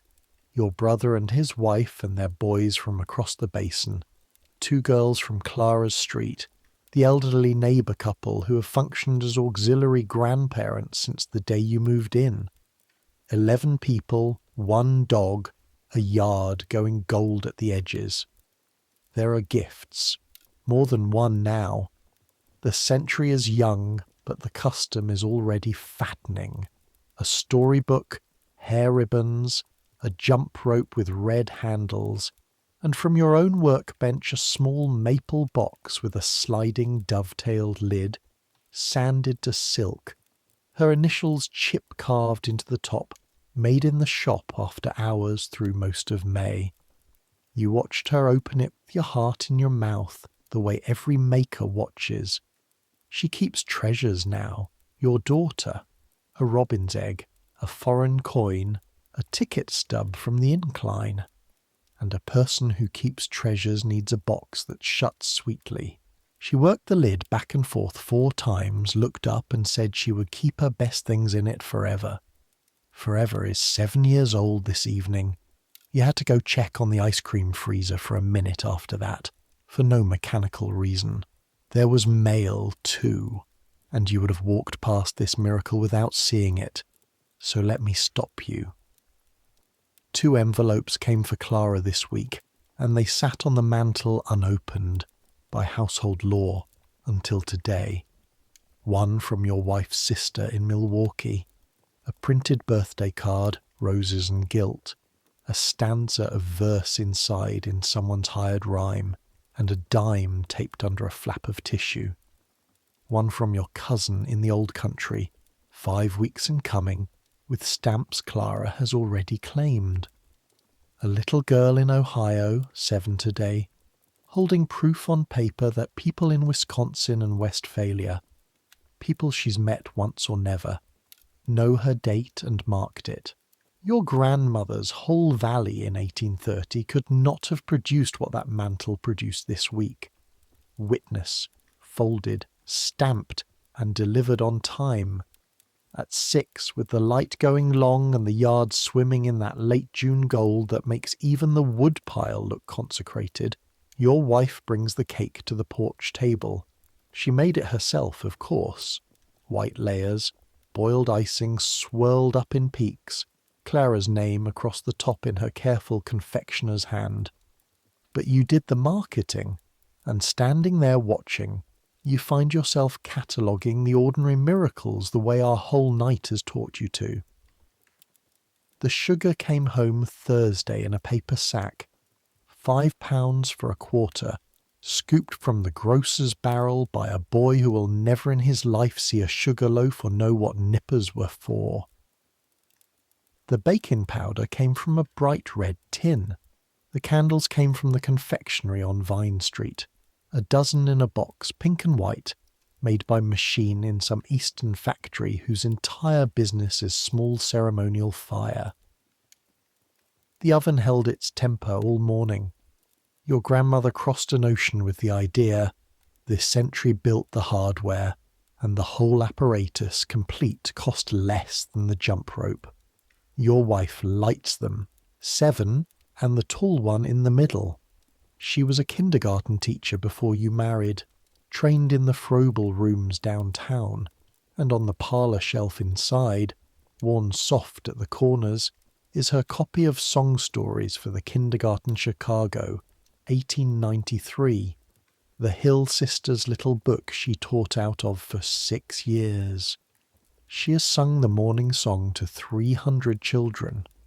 Tonight, on the porch, she gives the pitch with the hummed note, the way she did in the classroom, and the yard sings, "Happy birthday to you," thin and ragged and out of key, your brother growling the bass an octave below the truth, the neighbour couple quavering, the children shrieking slightly ahead of the beat, the dog circling with concern.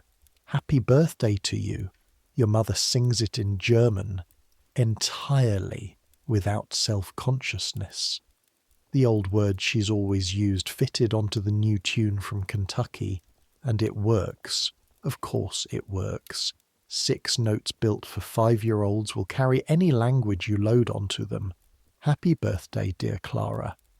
And there it is, the pause, the name held up alone in the middle of the one voice, and you watch your daughter receive the half-second the whole century built, seen, named, sung to, on a porch, in the falling light, by everyone she loves. She plants her feet. She takes the breath of a pearl diver. All 8 flames go out in one gust, and the yard erupts, and the wish goes where wishes go, behind her teeth, under her tongue, down into wherever children keep them. You will never learn it.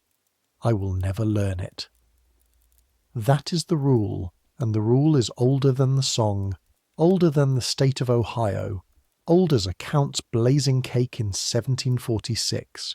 The fire, the breath, the silence.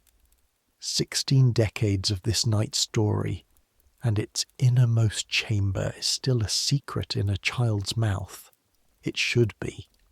Some things are not for the ledger, then cake, and the hand-cranked ice cream in the good dishes, and coffee going cool in cups while the talk slows, and the children playing drop the handkerchief in the grass until the grass is more idea than fact in the failing light.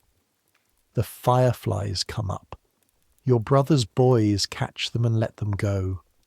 Clara wears her paper crown sideways like a rakish young queen, keeps the maple box on her lap all evening, and puts the robin's egg in it twice, publicly, to make sure the arrangement is understood. And at some point, this is the moment you'll keep of all the evening's moments. At some point your mother beckons Clara over to her chair in the near dark and produces from her apron her own gift. A small pocket knife with a bone handle, the twin of yours, bought at the same hardware counter, and before your wife can say a single syllable about 7-year-olds and blades, the old woman closes the child's hand around it and delivers, in that iron half-German English, the family sentence. A birthday needs witnesses, she says. Today we see you, Schatz. 9 years, you will get the bigger knife. She looks over Clara's head, straight at you. 28 years collapsing to nothing in one glance, and you stand there in your own backyard, 37 years old, holding a coffee cup like a man holding on. The guests go at 9, in the blue dark, in the long goodbyes of people who like each other. You carry the chairs in. Your wife washes the good dishes and you dry. The two of you working the old duet, and through the window over the sink the last firefly light stitches the yard. Upstairs, Clara fights sleep like a lawyer fighting a verdict and loses, mid-argument, the crown on the bedpost, the box on the pillow beside her, one hand still on its lid. You look in on her on your way down, 7, and sure of it. Dated, certified, celebrated, sung to, witnessed. Asleep in the exact centre of everything 4 machines and 5 generations built without ever once meeting each other. You stand in the doorway longer than you need to. Then you turn down the hall lamp and the house begins to settle around you, joist by joist, the way houses do.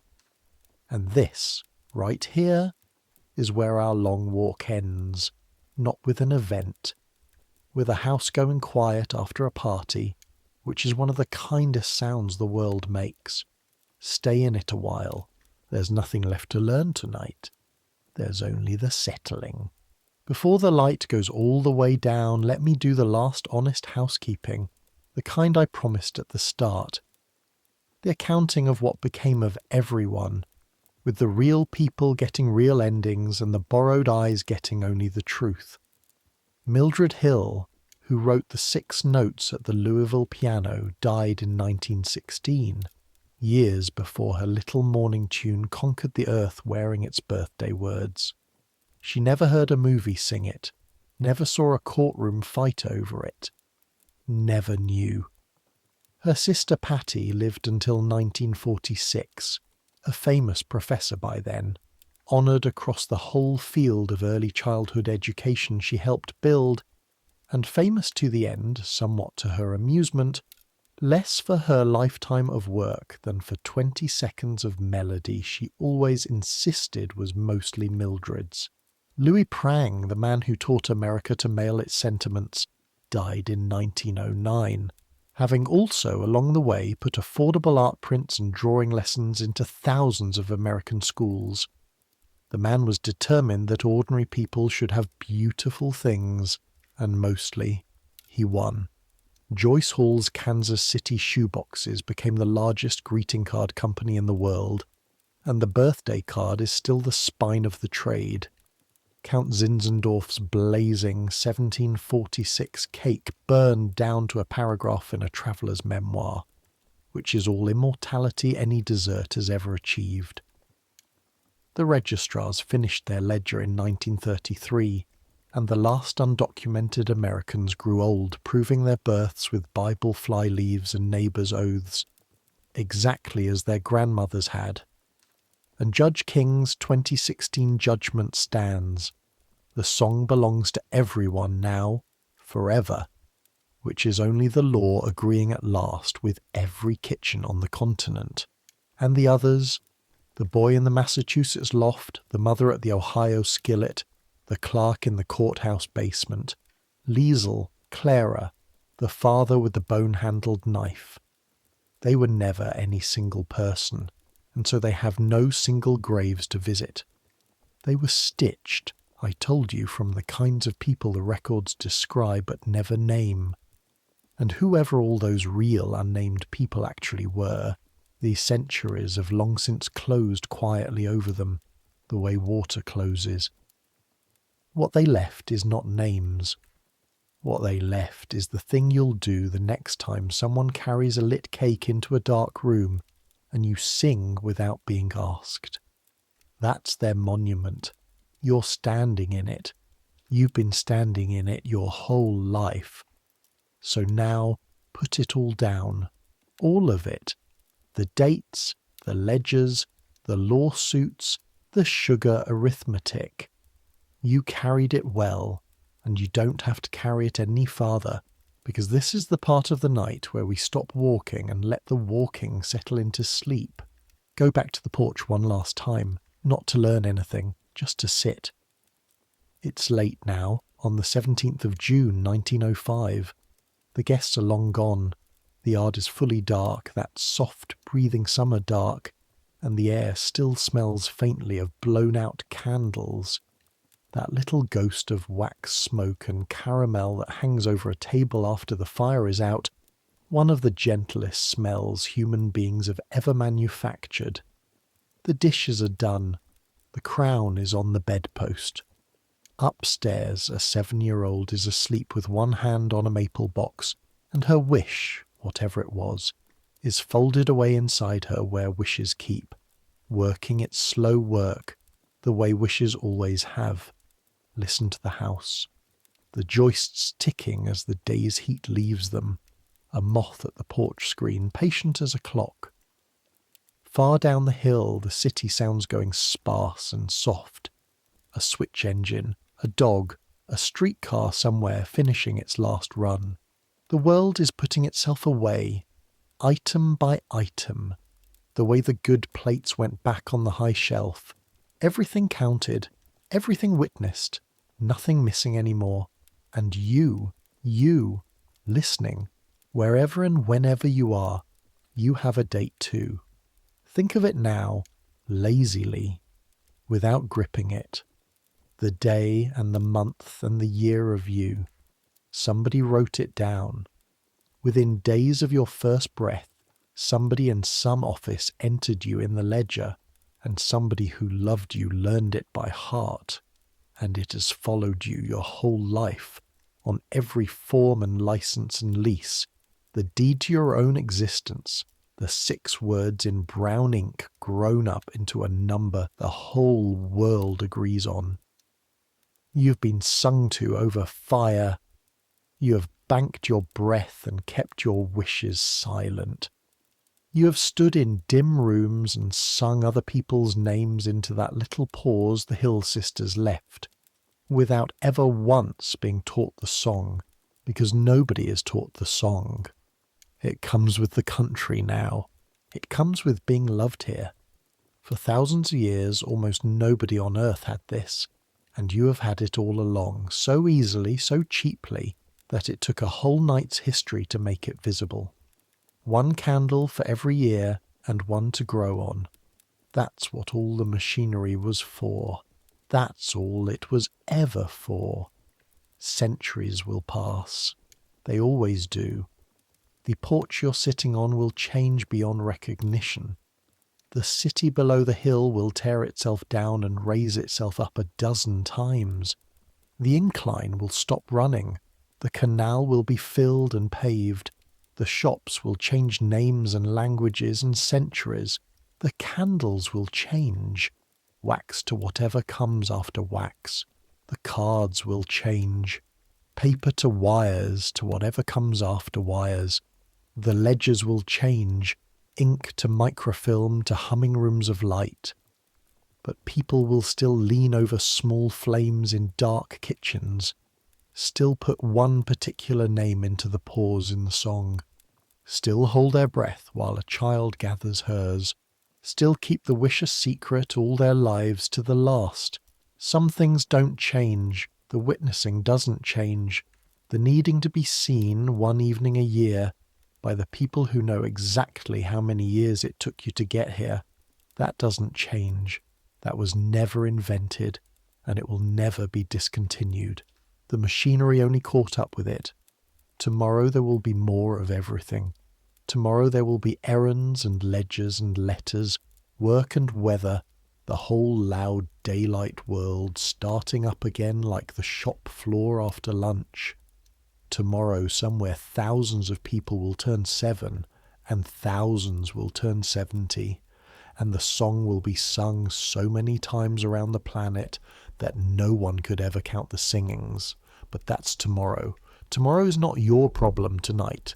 Tonight, your only work is the oldest work there is, the work our whole story has been walking toward, to be warm and to be still, and to let the day burn down like the tall candle in the middle, slowly, kindly, giving light the whole way down. You are counted. You're dated, known and written in the book twice, once in ink by the state, once by heart by somebody who loved you. You don't have to remember anything. You don't have to prove anything. There is no form left to fill, no line left in the ledger, no guest still waiting at the door. You're seen enough, celebrated enough, loved enough. You have a date and a name, and people who keep both, and that's more than kings had for most of history. More than whole centuries of good, tired, unrecorded people ever got. That's enough. It has always been enough. So let the party be over now. Let the last dish be dried and the last chair carried in. Let the porch empty and the screen door rest on its latch. Let the smell of candle smoke thin away into the June dark, slowly the way it does, until it's only a memory of a memory. Let the city sounds go under, one by one, the streetcar, the dog, the far train, each one farther than the last, each one softer, like candles being put out down a very long table. Let sleep come the way the singing comes, without being asked, without being taught, everyone joining at once. Let it come the way it came to a boy in a Massachusetts loft in 1746. Under 2 wool blankets and a brother's coat, with no date to his name and the whole night ticking gently in the cold. Let it come the way it came to Clara, mid-argument, one hand on the box that held her treasures. Let the world fade the way the yard faded, grass, then fence, then rooftops, then everything, going gold, then blue, then gone. Let the noise quiet. Let the counting stop.